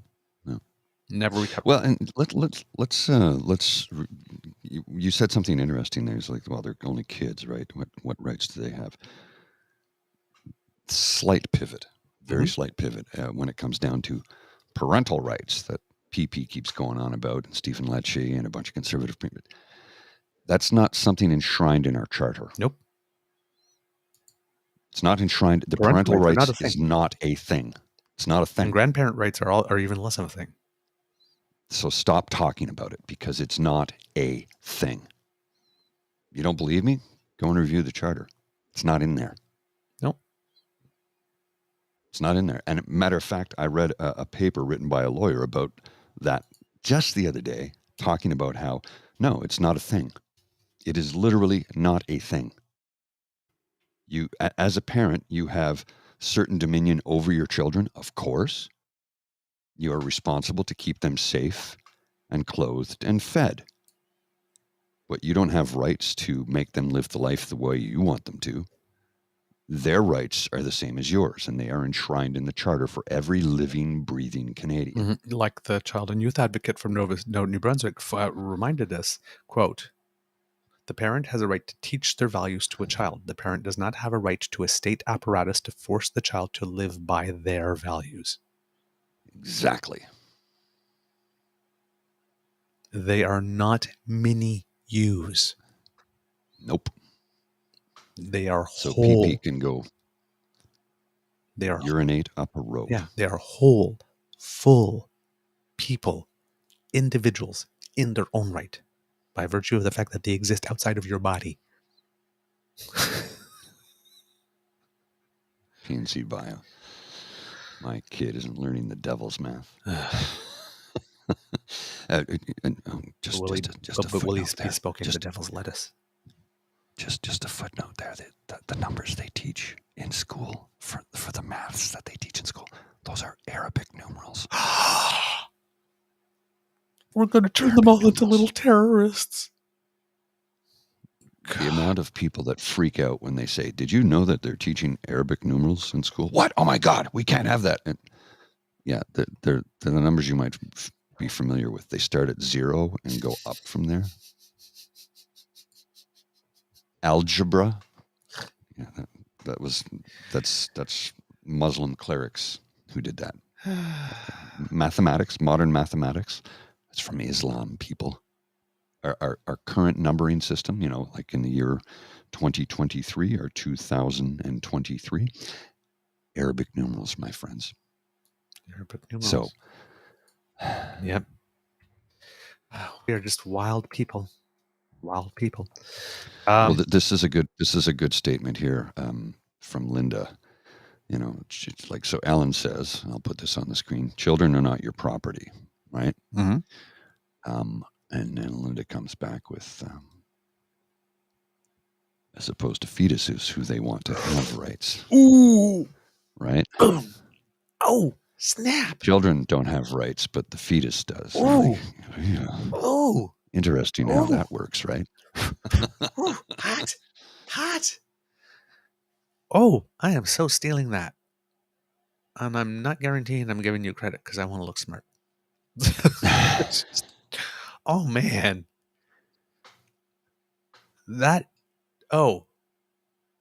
Someone served some tea. Yeah. Damn. Once again, PNC Bio with the zingers. Terrorist math? Not in my Canada. PNC Bio has a little bit of that Dorothy Spornak wit. Yes. That's really dry. You have to stop and think about it for a second. It's like you're joking, right? Oh my God. Fetuses really just need to pull themselves up by the cord straps. Rights for parents and fetuses, but not women. Yeah. That's a good one, James. I got to give you that one. I'm going to hell. Sorry, that's funny. It's funny. I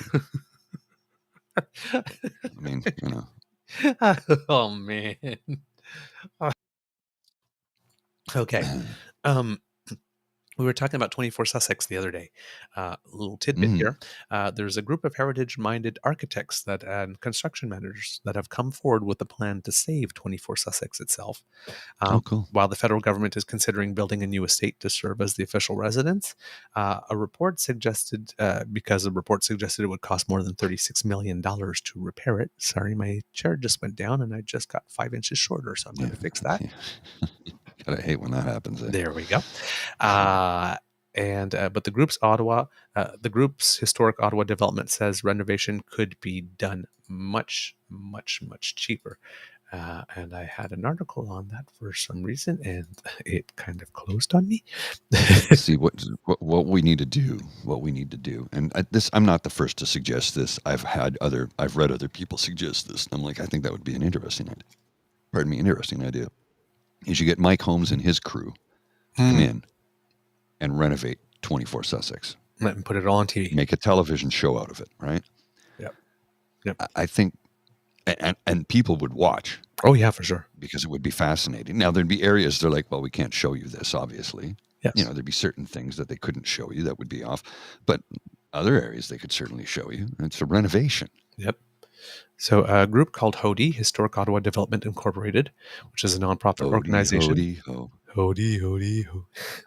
I know that wasn't the lyric, but it fit, right? It does fit, yeah.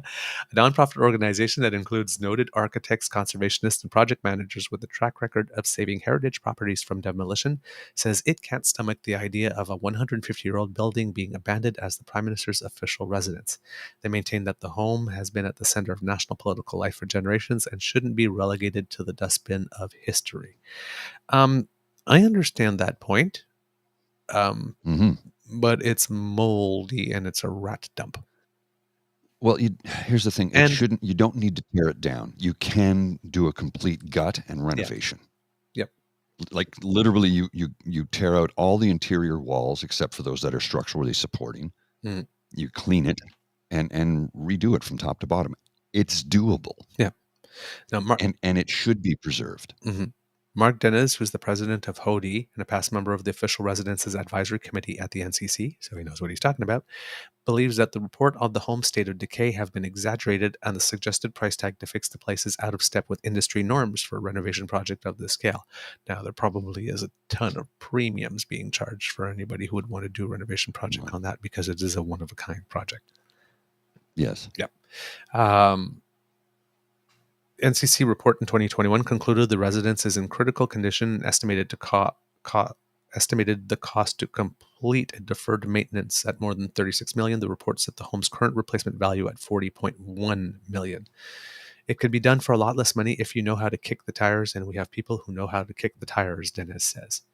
He said the option of commandeering land in Ottawa's Rockcliffe Park for a new home, floated by the government sources, would be more expensive than fixing up the current Gothic Revival-style home to modern standards.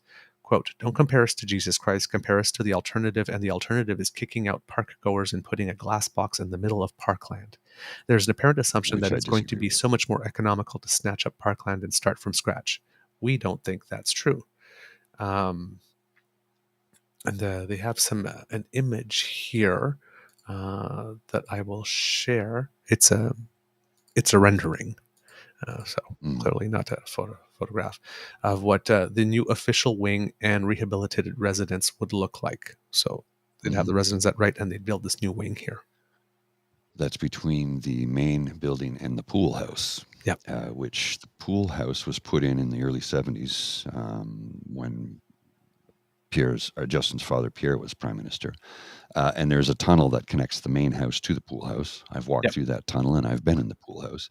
And somebody said, why did we build him a pool? Because he used to swim every day. And, you know, as the prime minister going a few blocks down the street to the public baths on King Edward wouldn't be inconvenient for everybody there because they'd have to shut it down while he did his laps. And, you know, taken away from the public, which is not good and a security nightmare. And whereas this is right on his residence, it makes perfect sense. And it's an indoor pool so that you can use it year round, which again makes perfect sense. It's a beautiful, the pool house is beautiful. It looks like something from the late 60s, early 70s. And it went in, I think in 72 or 73. I can't remember exactly when it went in. But it's beautiful. It really is. It's fitting for the area because it's stone on the outside. It looks like it belongs there. Right. And the interior is like, it's dark and it's mahogany and it's really cool. Yeah. I'll just leave it at that. Now, as Kit P. I didn't get to take photos, but as Kit PNC Bio says in the chat, isn't part of the problem the location? Yes. Jean-Yves Bourdois, former RCMP officer, mentioned that was the main thing. It's not only about rebuilding it to proper standard. Now, while PP was mentioning yesterday that the prime minister only needs a basic place where he can entertain a couple of things, you know, that may have heating in the winter. If the prime minister of the day really needs that, you know, while he's living in a 19-room place where he just had like this huge, massive garden party where he invited tons of people as the leader of the opposition, right? Why didn't they make hay out of that when, you know, they made hay out of having a lobster roll and some mussels in Prince Edward Island, promoting small businesses in Prince Edward Island, the actual definition of her job. Well, when Liberals do their job, that's bad. Well, apparently. It's a bad thing. Donut Gate. Remember how they lost their shit over Justin Trudeau buying donuts? Well, I'm thinking they should make this a thing. It's like, heaven forbid Rishi Valdez should go to Alberta and eat a steak. Oh, my God. With mushrooms. Oh, my dear Lord. Yeah, she should go to a small family farm in Alberta and have steak and mushrooms. Then she should let's see them lose their shit. Then she should go to Newfoundland. Just suggesting. Just suggesting. And then she should go to Newfoundland and have some Toutons. And then Nova Scotia and have some Donators.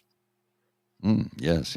And then go to New Brunswick and, hey, more lobster rolls over there. And then have some poutine in Quebec or the Tourtière de Lac-Saint-Jean and have some beaver tails. And both. Yeah, and have some beaver tails in Ottawa and some Nanaimo bars in BC and some Saskatoon berry pie and some bannock and pemmican elsewhere. And like, I'm getting hungry. Yeah, just travel the country, eat food. Yeah, and see them make hay out of it. And watch conservative minds melt. Got to the do whole potatoes if you again, the whole donut gate was the one that really I'm like, what the hell is wrong with you? He bought from a small Canadian business, B, one that employs people and pays them a living wage, and C, promoting a Canadian company by doing so. Donuts were woke, though.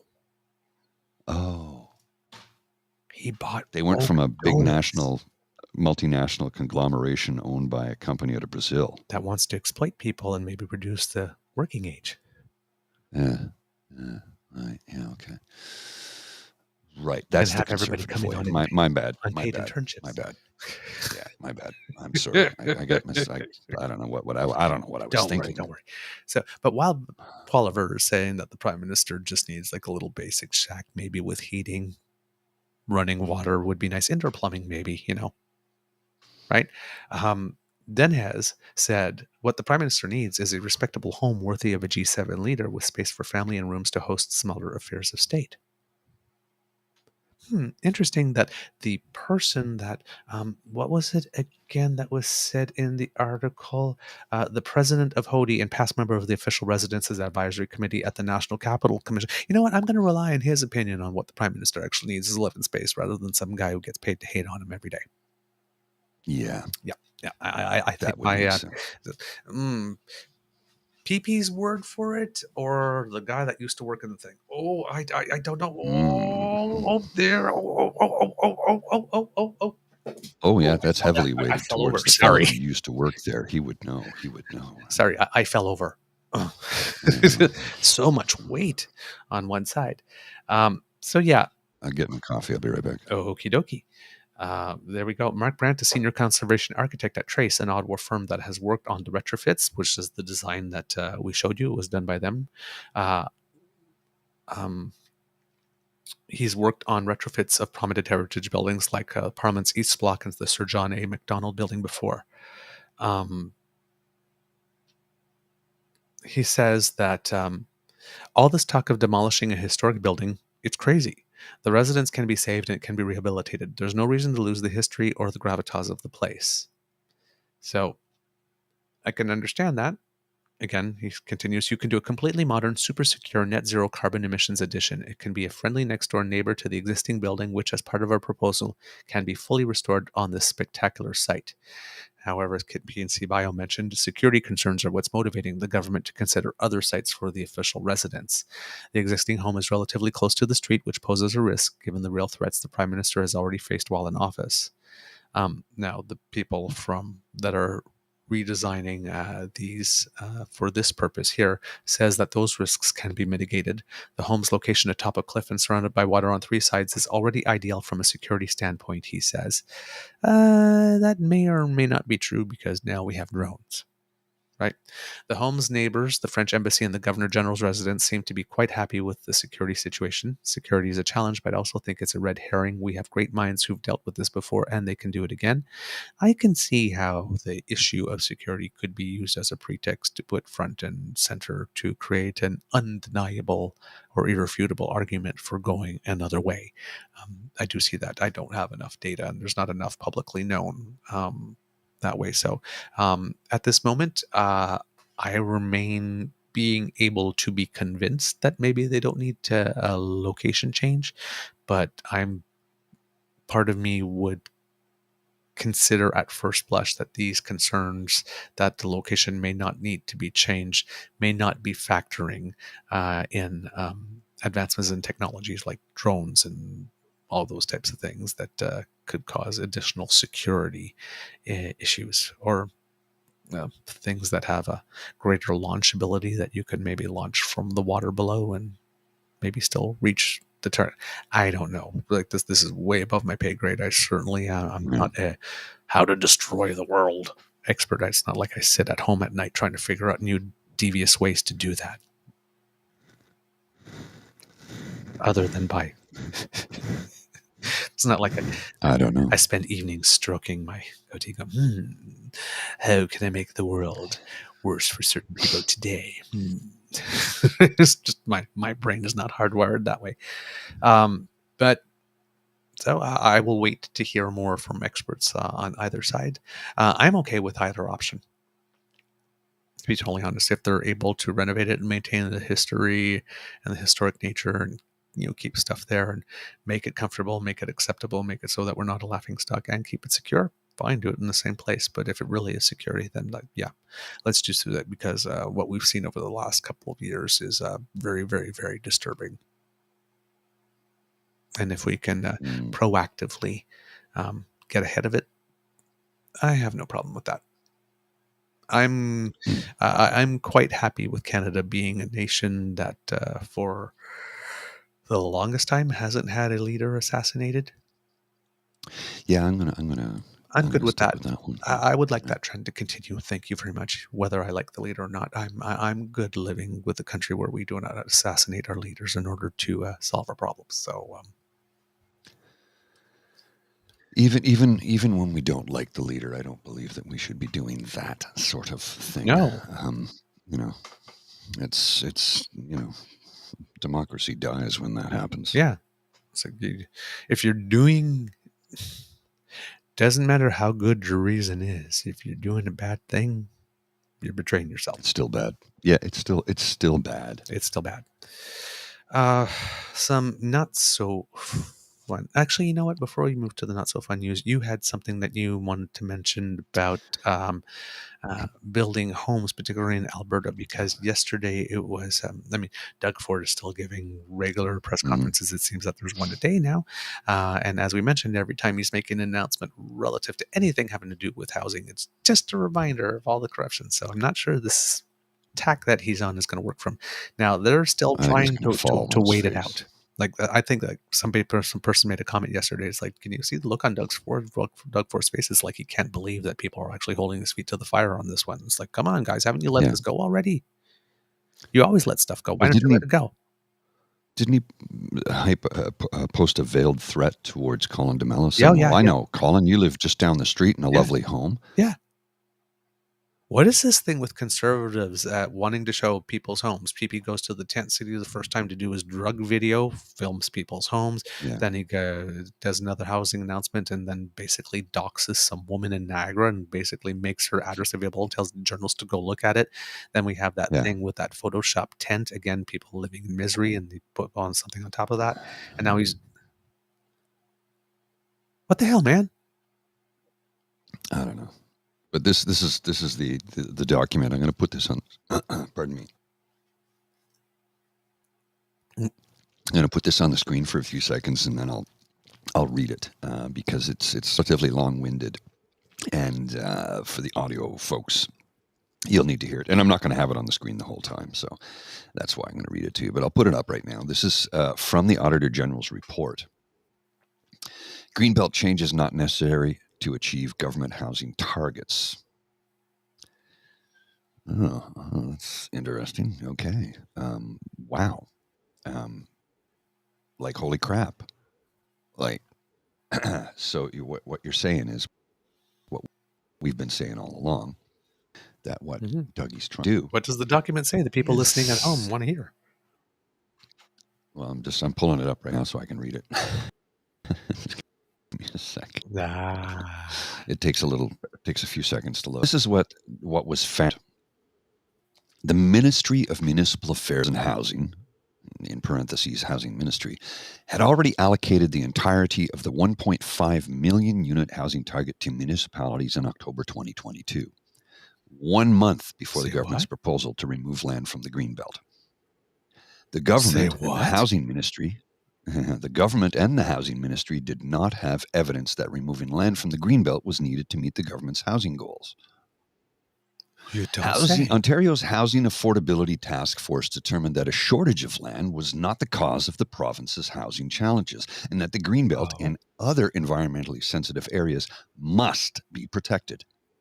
Chief planners in the regions of Durham, Hamilton, and York, which are home to all 15 sites removed from the Greenbelt, told us that Greenbelt land was not needed to meet the housing targets assigned to them by the Housing Ministry, and that there is sufficient land outside the Greenbelt in their regions that is already or easily serviced. Do go The on. Regional Planning Commissioners of Ontario, a group of senior municipal planning leaders from across Ontario, stated it does not support the removal of lands from the Greenbelt as a necessary step to address Ontario's housing needs. AKA, that fucker Doug Ford is lying to you. He's a lying sack of shit. He's smiling at you, slapping you on the back, calling you friends and folks, and lying to you. Handing you a burger and A your beer on lying a sack. podcast. Holy crap. And speaking about lying liars and the lies they tell, the housing minister, Steve Clark. Yes.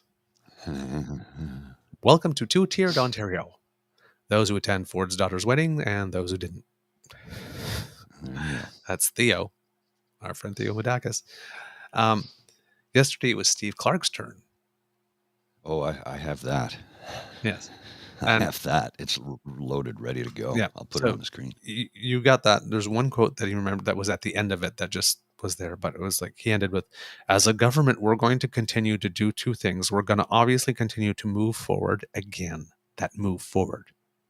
Can you please just drop this? We want to move forward. Stop. Well, of course you want to move forward. You're in up to do something illegal up to your freaking eyeballs and maybe even up to the eyebrows, allegedly.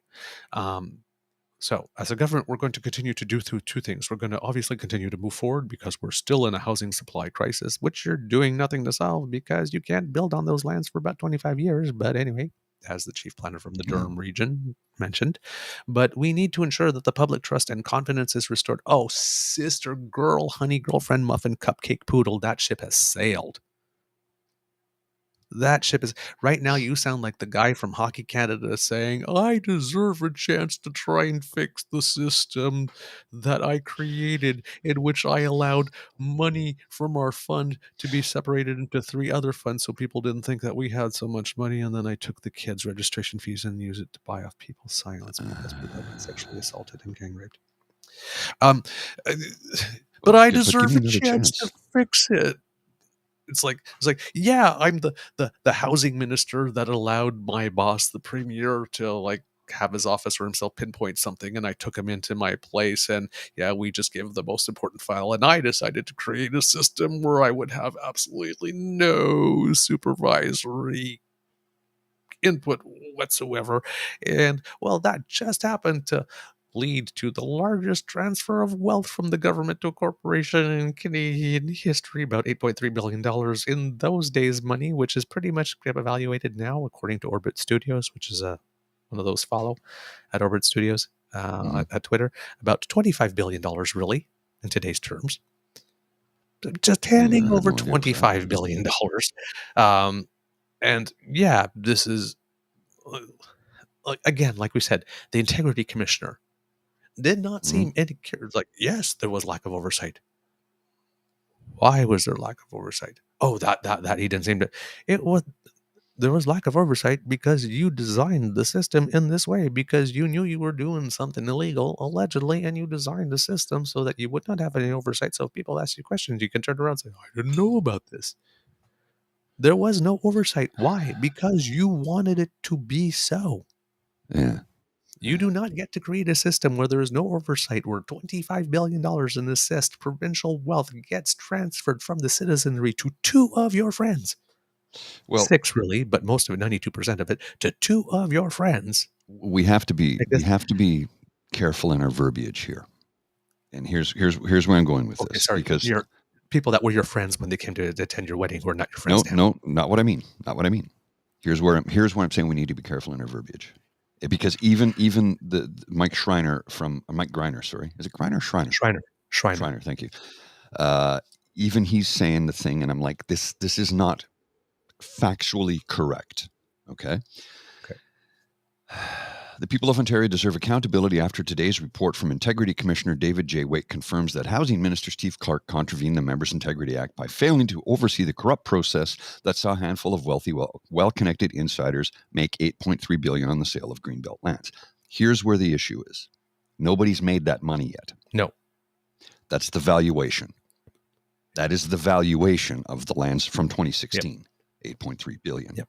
Nobody actually has received a penny of that money. Right. And it's important that we drive that message home. Yep. Right?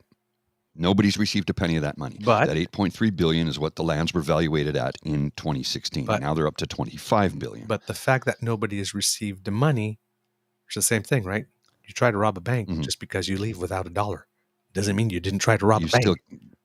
Exactly. Like it's still how successful you are doesn't matter. It's that you tried. It's that you tried. It's like obstruction of justice. Whether you were successful in obstructing justice or not doesn't matter. It's the fact that you even tried. That's the crime. You don't need to be successful. Wow. Yes, Doug Ford is the fat Tony of Merriquimbees, indeed. So, yeah,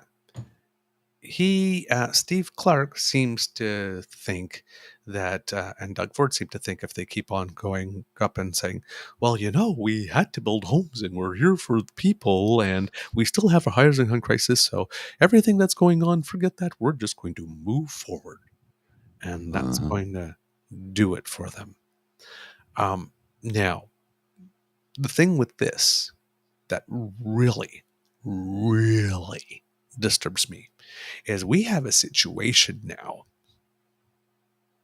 where the Minister of Housing needs to go. Absolutely needs to go because he knows things. Things that he says he doesn't know, he knows because he made it such that he couldn't know because he knew what it is that he shouldn't know beforehand, right? So he made it such that he couldn't know it, allegedly. If this guy goes, Ford goes for sure eventually. Mm-hmm. Oh, yeah. So they're really trying to focus on blaming this on Amato at the moment. But right now, we have a situation right now where the Minister of Housing technically now is the premier of the province because he's like that song, The Sweater. He's got dirt on Dougie, and though he would not say it, he's not the type of person he say it, but he's going to carry this with him to his grave. But if he did, it would be like 8-cent Gloriola. Oh, yeah. So we have a housing minister who can now make the premier dance to whatever tune he's calling in order to keep his secret. This is not acceptable. No. This is not acceptable. Steve Clark right now is the de facto premier because he's got Ford by the short and curlies. You don't want to go down? You keep me safe and I keep my mouth shut because if I tell him what I know, you're coming down with me too. And eventually dance for me, Doug. Going to go. Dance for me, Doug. This is not acceptable. This is not sustainable. This cannot stand. Yeah, please go ahead. Read it, Mr. Grizzly, what Dan had to say.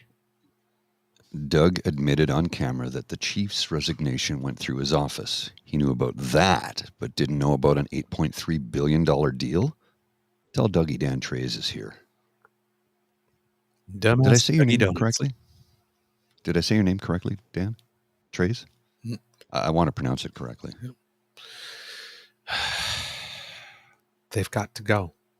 They cannot be allowed to hold on and just like, gee, folks, we got to build houses.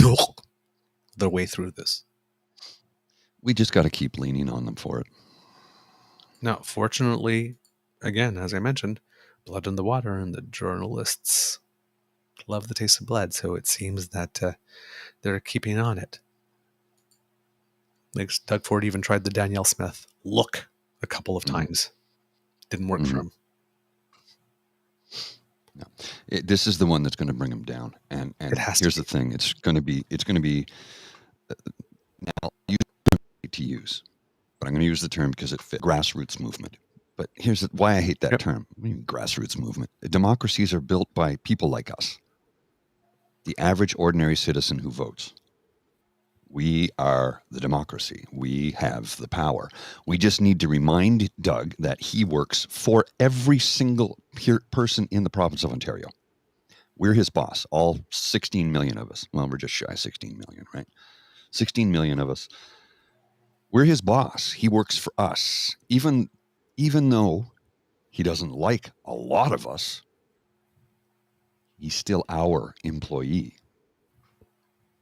He's not a servant. He is a public servant, yes. He does work for the public. He is our employee. We are his boss. We need to remind him of this and continue to hold his feet to the fire over this until we finally get this man, this corrupt wannabe mob boss out of office. Absolutely. Absolutely. It's us. We will bring him down. And we will do it in the correct manner by continuing to drive home the questions. Where's the money, Doug? Where's the money, Doug? Where's the money, Doug? Wait a minute, $450 million for an underground parking garage for a for-profit? What? People aren't focusing on that one enough. We need to keep the spotlight in two areas. Ontario Place and how he's destroying it, and the Greenbelt and how he's destroying that. Some of the best farmland, by the way, on planet Earth. Yep. Now, Amanda Pfeffer from CBC, who's been doing some great journalism on this, says that in a tweet here, she has a thread. Ontario Integrity Commissioner gives us a look at the government minister's mandate letter, a document journalists have fought to see via freedom of information. It shows how the housing minister saw his marching orders. Commish David Wake writes, quote, 27 days after his party was re-elected in Ontario, Premier Doug Ford sent a letter to Steve Clark, Minister of Municipal Affairs and Housing, outlining the priorities for the ministry in the coming term. This June 29, 2022 mandate letter provided a lengthy to-do list, including a key direction about Ontario's Greenbelt. In fall 2022, this is a quote specifically from the letter here now, not just the report. In fall 2022, complete work to codify processes for swaps, expansions, contractions, and policy updates for the Greenbelt. In addition, conduct a comprehensive review of the mandate of the Greenbelt Council and Greenbelt Foundation. This should include a comprehensive plan to expand and protect the Greenbelt.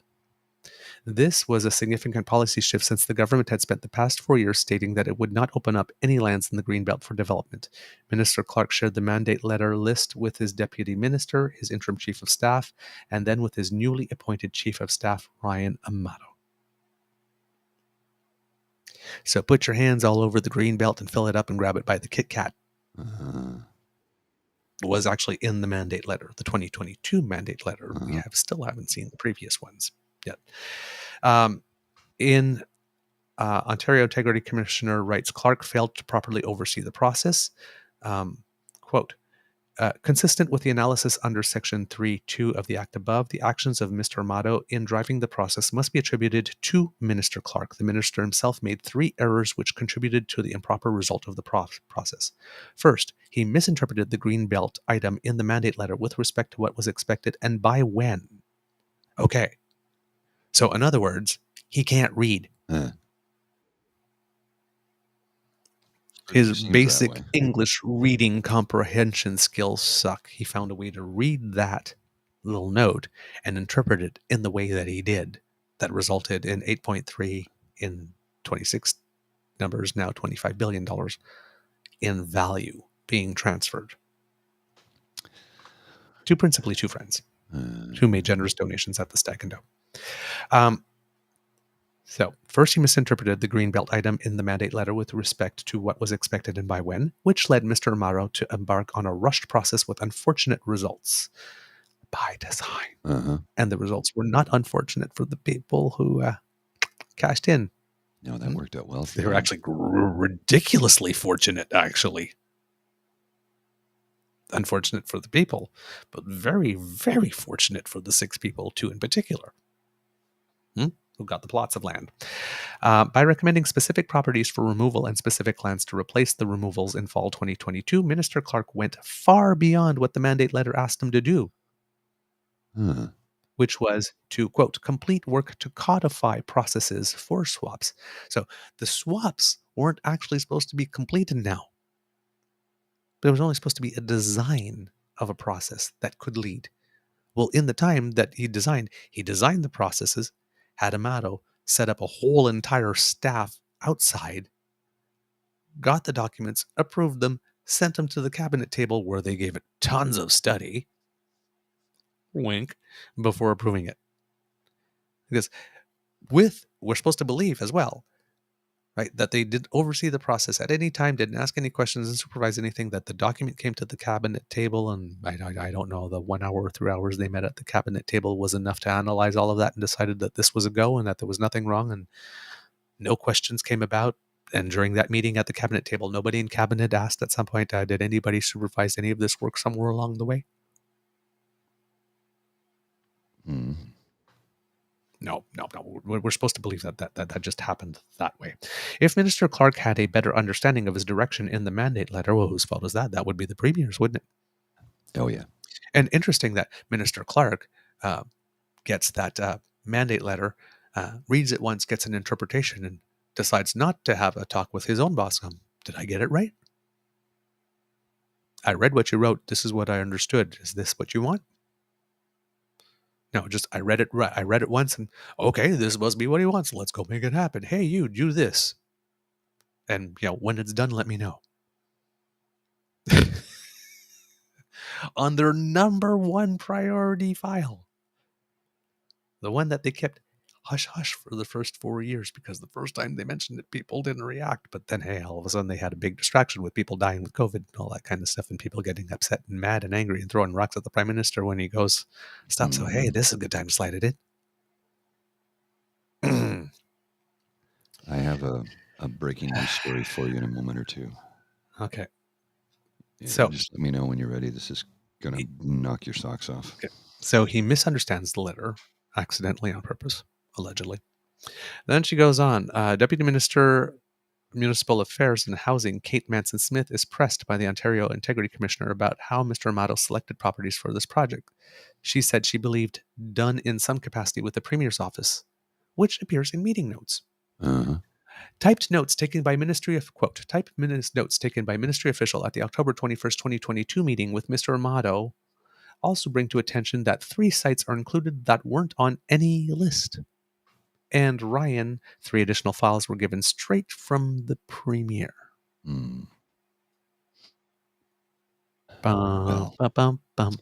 I confirmed with the note taker that this official made these notes at the time, and that these are words that this official believed were said by the speakers at the time.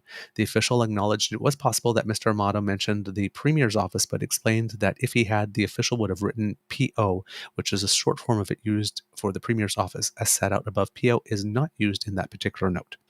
Another ministry official advised they recalled being told files had been given straight from the Premier, but they did not recall which ones.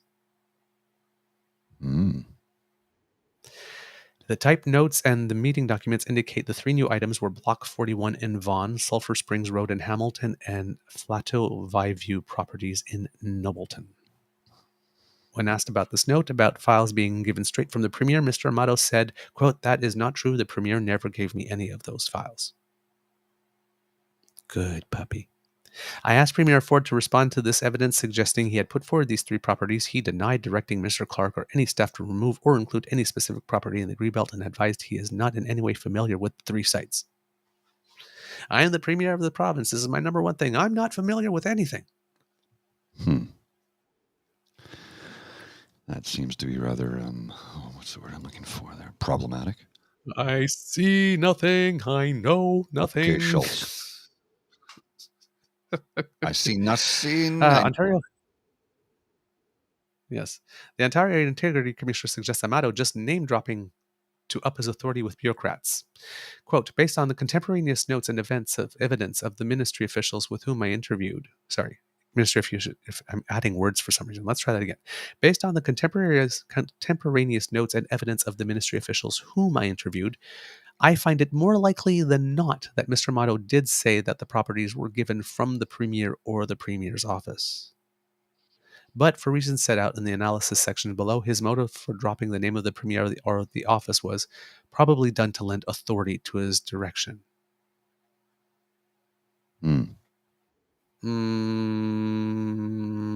That's possible, but I think that when the premier and the minister give you a total control of a file that could end up transferring $8.3/$25 billion to friends, that you probably don't need to pretend you have authority. Well, you don't have to pretend that the premier said that like this in order to lend authority. You have the authority. You've been given a file with no supervision. Mm-hmm. That's inherent authority. The question from Tabby G. Yes, that is correct, Tabby. The individual whose land that they put up for sale that Doug said, we're going to return that land to the Greenbelt, was a donator to, I believe, the Liberal and the Green Party, if memory serves. I could be incorrect about that, but they did not donate to Doug. So they're the ones that get picked on, right? Yep. I note here there has been no evidence received from any witness in any document to suggest Mr. Clark personally played a role in the selection of the properties. Yeah, because he designed a process where he said, here's your file, and then don't talk to me or say anything about it until you present the report and it shows up on the cabinet table. So, of course, there's nothing to suggest Mr. Clark personally played a role in the selection of the properties because Mr. Clark made sure he didn't play a role in anything. Oh, I've got something good here. You can't play a role in absolutely nothing having to do with a file this big. Mm-hmm. That right there is the red flag. The report includes a blow-by-blow of the selection process with new details compared to the Auditor General. Here on the issue of why more sites were not looked at, especially with 700-plus site-specific requests for removal in a 10-year review. Quote, when asked if he believed that there are many more properties in the Greenbelt that would meet these criteria, Mr. Amato agreed, stating, yes, and I believe the government put out a public call to that. We received 150 additional sites through the November 4th, 2020 ERO consultation on the Greenbelt removals that the public service had been sitting on, and we were waiting to do a second step. So we did a call to action on that. That was about starting a conversation. So there was more planned. Of course there was. There was more planned. Mr. Amato was asked to identify any communications materials confirming this public call for Greenbelt removal requests. He responded on June 14th, 2023 that he had been unable to locate a copy of such form of information containing such a statement, but that he would continue to look. As of the release of this report, he has not provided any document confirming a public call for removal requests. So he just lied through his teeth. Just lied through his teeth. In the end, the Integrity Commissioner found Mr. Clark should have oversight on the role. Quote, Minister Clark has publicly acknowledged that there were problems with the process and used to remove the lands from the Greenbelt, but has not expressed any remorse for his own role in this affair. I believed Minister Clark when he told me that he was unaware of that process. That belief is consistent with the totality of the evidence gathered in this inquiry. However, rather than being exclusively a mitigating factor when it comes to penalty, I find that his lack of awareness was also an aggravating element, since he should have provided greater supervision and control of this significant undertaking entrusted to his ministry. The lack of that oversight led to the unfortunate results set out in this report. And let me remind you here, kids, yes, as Tabby G says, Clark has 40 years of experience. There's no, again, I will say it, universe, galaxy, dimension, solar system, planet, country, continent, area code, or postal code in which this guy should not have known, and could possibly not have known, that a file this big requires supervision. There is no supervision by design. The possible sanctions for violations of the Members of Integrity Act, where the Commissioner conducts an inquiry under subsection 31 and finds that the member has contravened any sections. Pardon? Pardon, Mr. Greeley? Sorry, you were saying something? It was intentional. Yeah, but I didn't hear what you said, sorry. Oh, it was intentional. It was intentional. Yeah. Where the Commissioner conducts an inquiry under conducts an inquiry under subsection 31 and finds that the member has contravened any sections 2 to 4, 6 to 8, 10 to 12, or 14 to 18, has failed to file a private disclosure statement or statement of material change within the time period provided by section 20, has failed to disclose relevant information in that statement, or has contravened Ontario Parliamentary Convention, the Commissioner shall recommend in his or her report, A, that no penalty be imposed, B, that the member be reprimanded. C, that the member's right to sit and vote in the assembly be suspended for a specified period or until a condition imposed by the commissioner is fulfilled. Or D, that the member's seat be declared vacant. So the integrity commissioner had those 4 options. And for a man of 40 years experience deliberately setting up a system where he could possibly have no oversight, handing the government's #1 file to someone and then providing no oversight, which resulted in a transfer of $8.3 billion, potentially valued at $25 billion in worth, in what is arguably the largest criminal corruption financial scandal in Canadian history, warranted only a reprimand. $25 billion in value transferred like that with no oversight by a man with 40 years experience. Interesting. That warrants only a full reprimand, not a half, a whole reprimand. Yeah. Which Doug Ford didn't even have the intestinal fortitude to give. Don't make me. Here's a palate cleanser. If any one of us, if any James one of with us, McDreamy. Yep. If any one of us had done that at our business, at our corporation, at our charity, or something like this, we would be hands behind the back, cheek pressed firmly up against a brick wall. The integrity commissioner recommends a reprimand. Now, Steve, you know you should have done better than that. Learn your lesson and be a good boy next time. Okay? There you go. Now have a cookie. Go do some playing today. Mateo's more fucking mature. Yeah. A reprimand. $25 billion of worth. Totally unsupervised process. No process whatsoever. A reprimand is the recommendation for that. Wow. Our integrity commissioner sure has a lot of integrity. He's really tough on the integrity part here. I'm telling you. Oh my God. Quote, I appreciate that there will be a political price to be paid by Minister Clark. It seems not. As a result of the findings of this report, he's going to be asked a couple of inconvenient questions for a couple of weeks, and he's just going to plop off by saying, I'm just going to move forward and I accept full responsibility without accepting full responsibility at all. You can't have, I'm going to move forward and I accept full responsibility in the same sentence. I accept full responsibility means I'm going to stop here for a second to think about my responsibility. And I accept full responsibility. Now let's move forward. Right. These two concepts are inherently incompatible. Inherently incompatible. I appreciate that there will be a political price to be paid by Minister Clark as a result of the findings of this report. I also acknowledge that Minister Clark has never before been the subject of an inquiry under the Act. Big, fat, hairy deal. So what? This is one hell of an auspicious debut. He has no past record. Yeah, well, you know what? He started out with a huge one. Jeez. Maybe a little bit. Well, it's like, for your first offense, you only transferred $25 billion in wealth. Now, if you do it again, this is why we cannot have elected people making the own rules and deciding the consequences that govern their own behavior or misbehavior. This is the inherent conflict of interest. You need a citizens panel saying, hey, you know what? If you break this ethics rule, it's not a $500 fine and a slap on the wrist. It's like you lose your seat and you have to make full restitution. Because a reprimand for a process this flawed with a man with 40 years experience? We're going to take the 14 recommendations. 15. There were 15. Stop gaslighting us. That's just not on. In all the circumstances, I am satisfied. This is the integrity commissioner quote.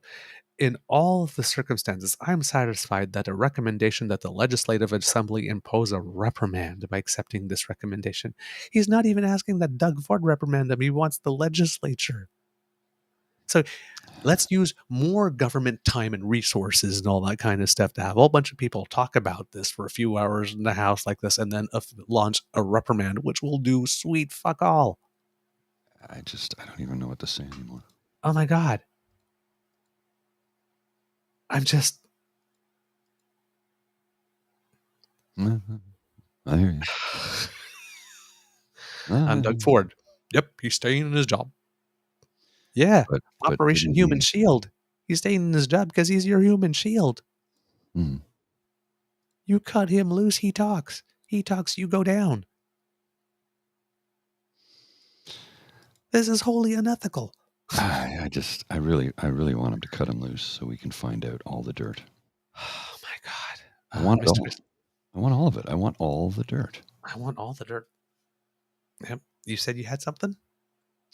I do, and this is going to knock your socks off.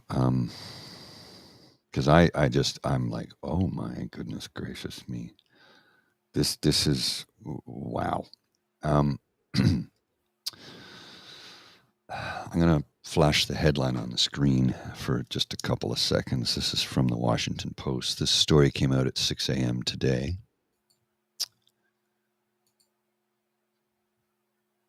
Highways are the next anti-abortion target. One Texas town is resisting. A new ordinance passed in several jurisdictions and under consideration elsewhere aims to stop people from using local roads to drive someone out of state for an abortion. Welcome to Gilead. So Welcome your to state The is Handmaid's Tale. Restricting your movements because they might be going out of state for an abortion. This is draconian. This is his big brother, Gilead. I'm sorry. They're restricting your movement. Mm-hmm. Like... Also your right to assembly. You can't have somebody else drive you either. No.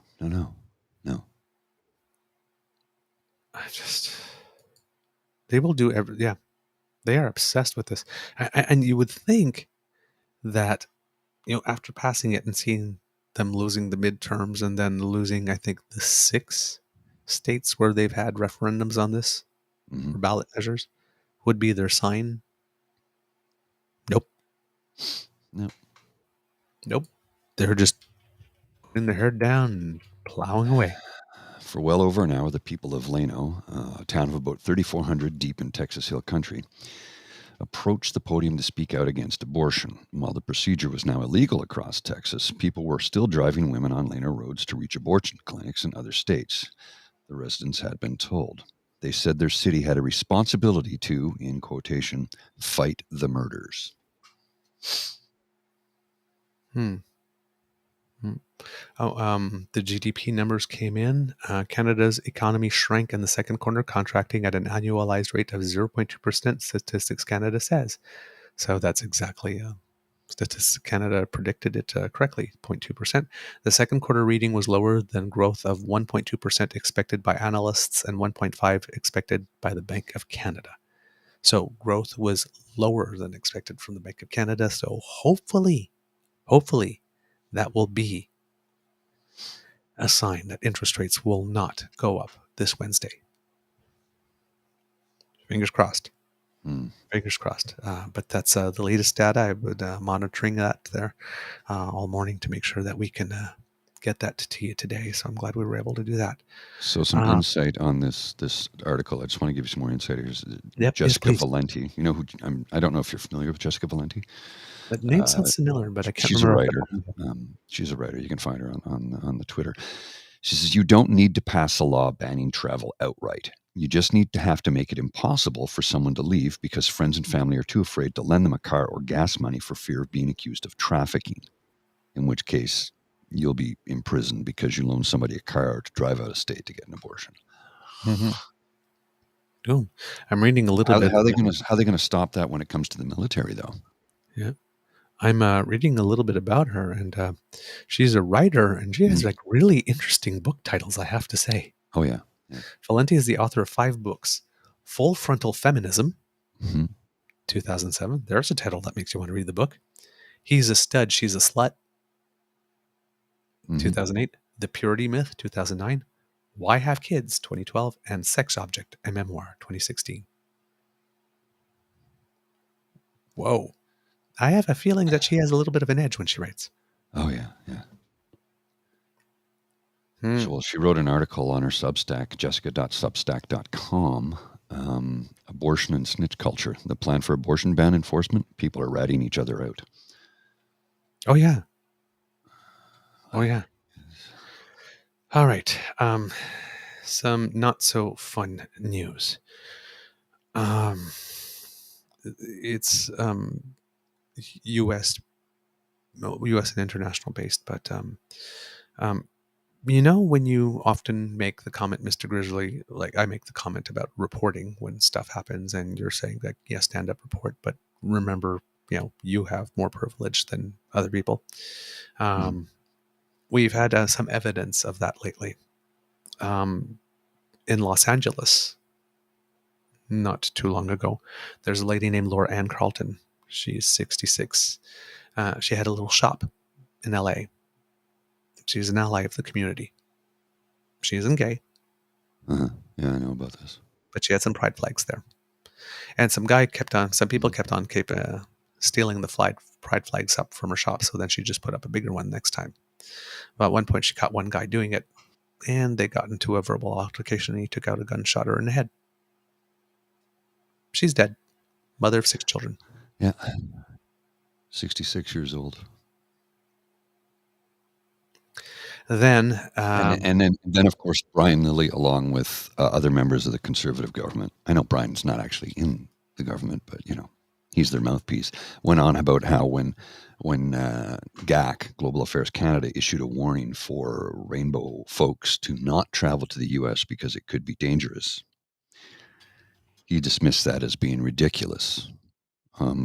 Excuse me? A woman had a flag in her window and was murdered over it. Please tell me how that's not dangerous for somebody who is a member of that community. I'm listening, Brian. Please spell out in detail how safe it is to travel to certain states in the United States of America,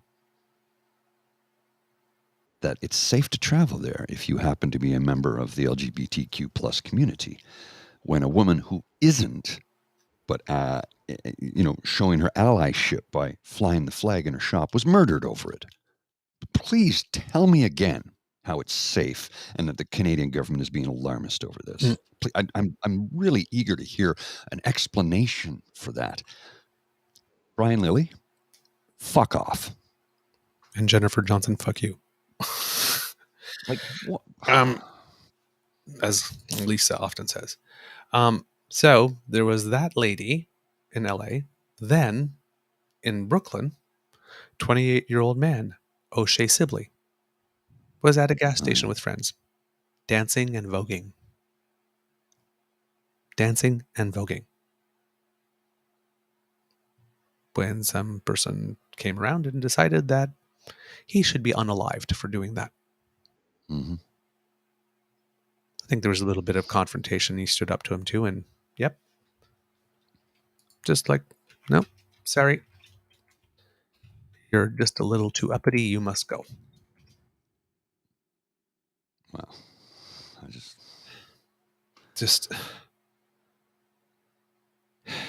he was stabbed outside a Mobile gas station in Midwood, Brooklyn. They were playing Beyonce music and voguing. That was their crime. So again, Brian Lilly, please tell us how the government of Canada is being alarmist when they issue a warning for LGBTQ plus people to be very cautious when traveling to the United States of America. Please, again, tell me how that's being alarmist or being ridiculous or playing politics when we have cases of people getting murdered for just existing. And in one case, one person wasn't even a member of the community. The person who killed him is a 17-year-old male. When we're talking about indoctrinating and grooming? Yep. 17-year-old. This young man, O'Shea Sibley, leaves behind 10 siblings. Oh, His family, one of 11 siblings. Prior to moving from Philadelphia to Brownsville, Brooklyn to pursue career opportunities, he had been part of Philadanco since his teen years. He was a part of an all-queer dance group that he joined for a video project called Vogue for Black Lives Matter. He performed at the Lincoln Center even. well, He was good. He used not only his dance skills for art purposes, but to advocate for social change.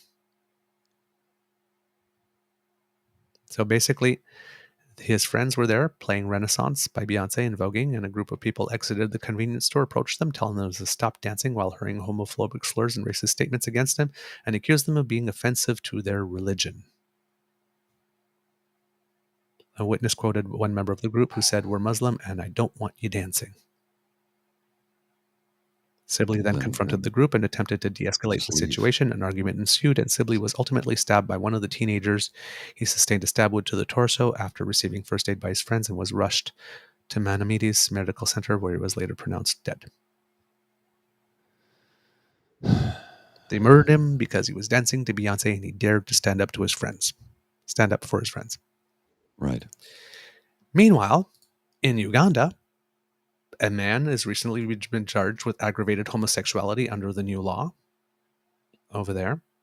The offense is punishable by death. The suspect, quote, was charged in Soroti in eastern Uganda, and he is on remand in prison. He will be appearing in court for mention of the case. According to the charge sheet, the 20-year-old suspect was charged on 18 August and is accused of, quote, unlawful sexual intercourse with a male adult aged 41. Statement of offense, aggravated homosexuality, contrary to the Anti-Homosexuality Act of 2023. And if that wasn't bad enough, in Nigeria... And you know where those laws were, you know who gave them the ideas for those laws, Christian right. And they tied development funding to it. America. And they tied development funding to it. In Nigeria, more than 60 people are arrested at a gay wedding. Arrests of gay people are common in Nigeria, where gay marriage is punishable by up to 14 years in prison. Police in Nigeria said Tuesday that they detained at least 67 people celebrating a gay wedding in one of the country's largest arrests targeting outlawed homosexuality. The, quote, gay suspects, unquote, were arrested in southern Delta State's Ekpan town at about 2 a.m. on Monday at an event where two of them were wedded. State police spokesman Bright Idafi told reporters. He added that homosexuality, quote, will never be tolerated in the West African nation.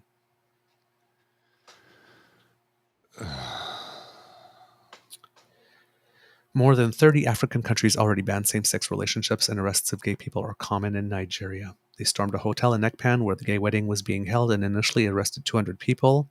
Later, the 67 of them were detained after initial investigations.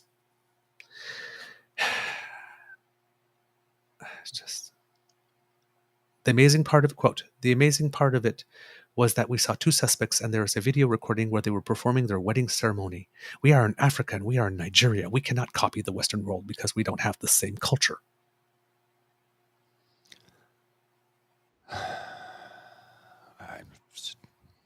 The same culture of just letting people be. Live. Love. Just... Exactly. Once again. All the damn time. All the bad stuff. I've got the stupidest headline I've ever read about. You gotta. Oh my God! Right. This is the stupidest thing I've read today. It's only 9:30, so there's plenty of time to read something dumber. But when I tell you this, you're gonna what? This is from USA Today. This was from August 30th, so 2 days ago. More than half of dog owners are suspicious of rabies and other vaccines, new study finds. 2,200 people were polled. Of those polled, 37% believe canine vaccination is unsafe, 22% feel it's ineffective, and 30% find it unnecessary. Overall, a whopping 53% hold at least one of those beliefs. The results surprised Matt and Gabriella Motta, the brother and sister duo who conducted the study alongside co-researcher Dominic Sticula. We were pretty surprised because we knew that this phenomenon would exist. Anecdotally, we had good reason to believe that it was, but we were pretty stunned. Some of these folks are worried that their dog may have developed autism from a vaccine. Again, I'll put the link in the chat because you got to read, folks. I want you to read this because it's honest to goodness. It's the dumbest thing I've read today. And there's, whoops, oh, that's that's a good one though. But Dan goes, "Okay, it's official. Today's a drinking day. What the fuck is wrong with these folks?" Yeah. Now they're vet medicine experts, says Kit Linda. Yeah. I think, and pardon the kids watching for my Tucker Carlson face during that. Yeah. It's like, I can't make something up so bloody stupid. The study also found the persistence of long disproven vaccine myths that usually apply to humans, with nearly 40% of respondents expressing concern that vaccines could cause their dogs to develop autism. How would you know if your dog is autistic? Coco, come here. Where the hell's he going? I don't. Your dog would act like a cat? I don't know. I'll lick you, but only so much. You get 2 belly pats, and then I smack you. Okay, cats I can understand. But dogs? PNC bio. My cat is autistic. Now I know why. Oh, God. Kit Jen, don't let it get you down. Darwin is at work. Oh, God, work faster. Dude.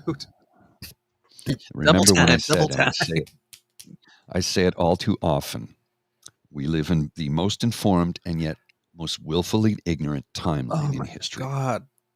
And it's getting worse. Jeez. To finish up the last little story there, I was on the stuff. According to GLAAD, the Gay Lesbian Alliance for Anti-Defamation, I believe it is, they had a survey, and 91% of heterosexual Americans believe that rainbow people should live without facing discrimination. 84% believe that they should have equal rights.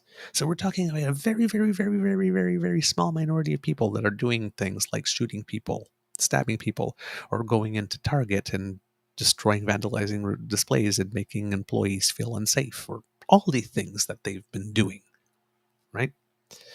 But despite the fact that there's so much acceptance in the United States, there's been a greater than 300% increase in anti-rainbow incidents during this past Pride Month alone, year over year.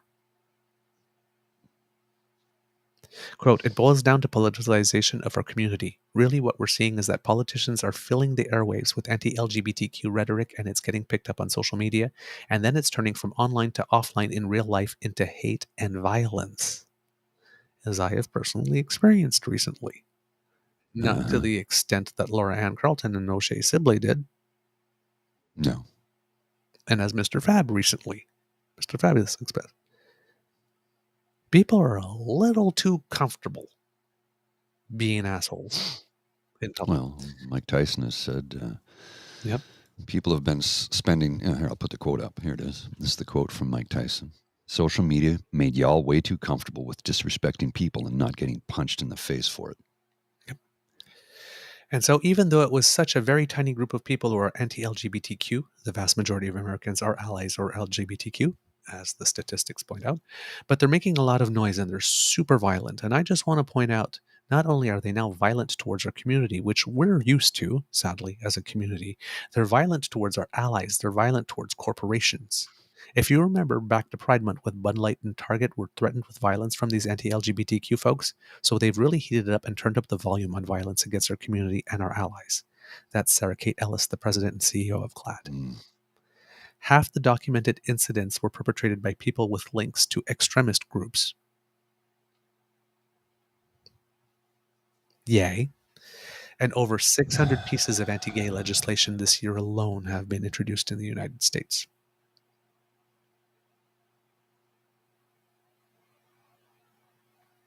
And that's why, if there really are more of us than there are of them, and in this type of proportion, 91% to 9, put your body in the way. Put your body in the way. Now, I know it sounds weird as we're talking. Put your body in the way as we're talking about Laura Ann Carlton getting shot and O'Shea Silly getting stabbed, and both of them having died. Remember, folks, when we ask you to stand up and stand out, live to fight another day. Sometimes you need to walk away, but you can always record the incident and put it online, put it on blast, as the kids say. So for the whole world to see a bad person doing something bad. Yeah. Offer support, offer corroborating witness statement. Reach out to Mr. Tizzyent. He'll find the culprits. Yeah. Stay on the scene so that when the immediate threat is there, you can put your arm around someone. Mm-hmm. Mm-hmm. But yeah, it's pretty bad. Mr. Grizzly, do we have a show today? We do indeed, sir. We do indeed. All right, and we have. I don't know. Is Dean doing something live now, or is he just pretty? Yeah, he's got an interview with David Moscrop coming up at 10 a.m. So we got to vamoose. We got to get out of the studio so he can use the space. David Moscrop. Oh, by the way, yes. I should mention this thing. I had a little moment with David yesterday. Oh, really? on Twitter. He had posted something to make a joke, and I decided that I wanted to jump in with it, and now I'm probably not going to be able to find it, right? There it is. Of course. Yeah. So he saw a guy named Steve McLeod. Well, okay, he posted something called "Coward Clark is a coward and a buffoon. Resign," and subtweeted Colin Mellow's article, tweet about it. New Housing Minister Stephen Clark issues an apology. Apologies doing a lot of heavy lifting in that sentence for not having the proper oversight over his former chief of staff. And then this guy, Stuart McLeod, just decides to do this for some reason as a response. So he takes David Moscrop's very fetching avatar and decides to just make that a post. Now, to that, he goes, would do him 10 on 10. And then he goes, "Oh my God, that's me. So embarrassing." So I was going to say that you have great taste. And I did that because the last time I announced that David Moscrop was coming on the show, there was a couple of kits of the feminine persuasion on the chat that went, "Ooh, oh, he's so dreamy." David has some fans, and Dr. David, by the way, yes, and he has some fans that don't only love him for his mind. Yeah, I'm just saying. So he goes, "Thank you." Then it says, "Anytime, I'm always willing to boost morale." I figure it was a kinder option than, "Ooh, I don't know, David. You might want to name a little lower, sweetie. I think he might be out of your league." That's good. That's good. I like that. All right, let's wrap up. We got to get out of here. We got to get out of the studio.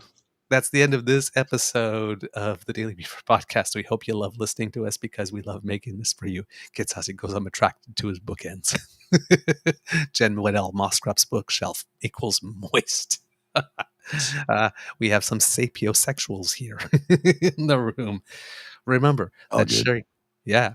Remember that sharing is caring and word of mouth is priceless. So please let your peeps and poops know about us, because democracy is something that you do. Stay on your media, stay on your MPs, your senators, and donate to the Red Cross. All right. If you really like this podcast, you can find us on the Crier Media Network. Yeah. As well as all Beaver Grizzly friendly platforms. Stars and reviews are appreciated. Please be generous. Kit Plain Power goes, "Great episode. Glad you were still on when I logged in this morning." I'm glad that you're here, Kit Plain Power. Yeah, thanks for coming in. We love to hear from you. please reach us on our Facebook at True North Eager Beaver, our Twitter at True Eager, or by email at truenortheagerbeaver@gmail.com. And when you're writing to us, let us know some of your democracy is something that you do moments. And some of you have already started. We have Kitland M that said, "Today, I paid my $5 and submitted a Freedom of Information request to the Ontario government for the ministerial mandate letters from the 2018 to 2022 legislature and for the present government. We'll see what kind of response I get, and when I get it, I had informally requested Monty McNaughton's mandate letter as his constituent.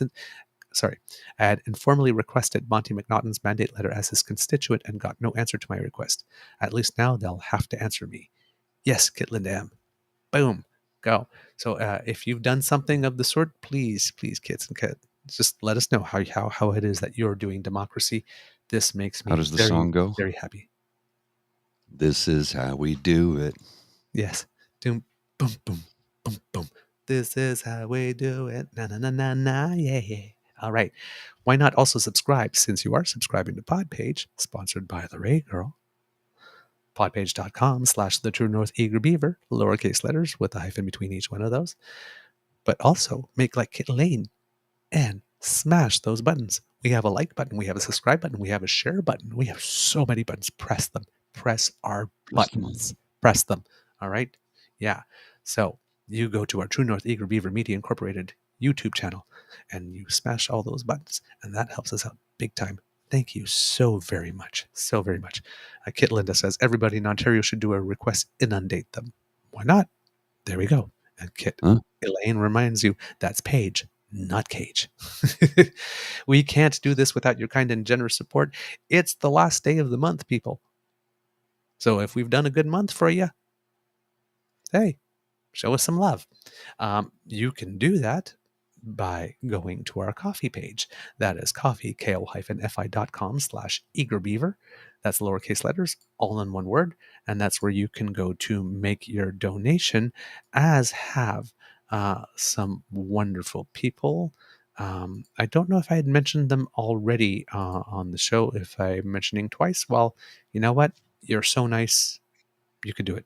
But we had Kit Wishful Sun, Kit MK, and Kit Cheryl all make donations to us on the 30th. So thank you so very much. Yes, sorry, Douglas, it is September 1st. I keep on forgetting. So yes, it's the start of the new month, not the end of the month. So who helped us finish the month very well. Thank you. And it has been a great month for us in terms of downloads. I think we're up 65% downloads month over month from the month before. Highest amount of downloads that we have. I think we had 25% or 20% of our annual downloads all took place in the month of August. Mm-hmm. Something happened in August. We thought that there'd be a dip during the summer. It seems that while other people took a dip, maybe people found us. And they've decided to stay. Our 30-day unique listener numbers are through the roof. 30-day download numbers are through the roof. Kits, whatever it is that you're doing, thank you so much. Please keep the love coming in. There are days I don't know how to react, to be totally honest, when it's coming in, because it's so much. But we love you. Thank you. Please keep it coming. The more people hear about us, the more good we can do. So we can't do this without your kind and generous support. If you feel we've done a good show, you go to coffee, ko-fi.com/eagerbeaver, lowercase letters, all in one word. And that's where you can make your donation. And there we go. There are the squigglies that have just appeared by Mr. Grizzly's head for the coffee, and right under my chin for Podpage, sponsored by the Ray Girl, if you'd like to subscribe. From the Beaver Lodge, this is your Eager Beaver saying until next time, dear kids, it can be a tough world out there, so please be kind to and gentle with yourself. Mr. Grizzly, some words of wisdom, please. Let's keep the heat on Doug Ford. Let's keep the heat on him. Write your MPP. Demand Clark and Ford step down. Demand it. Anything less they both have is a dereliction of duty. They both have to go. Period. Clean house. Grab some brooms. That's all I got for you, man. This place is a dump. Clean it up. Yep. They both need to go. Yep. They both need to go. All right, Mr. Grizzly, please roll them credits.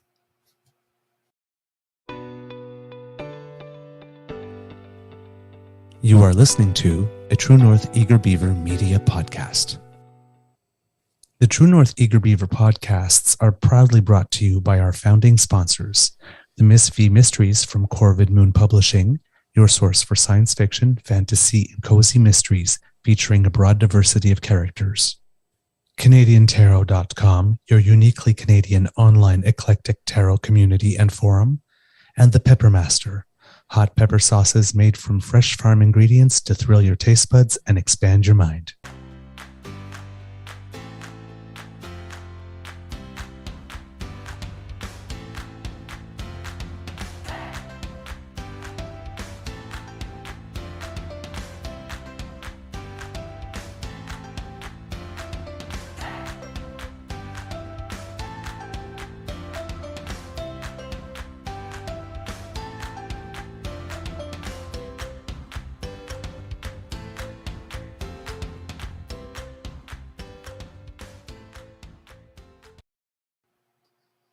All right, and before we go, programming note, because we just had it confirmed.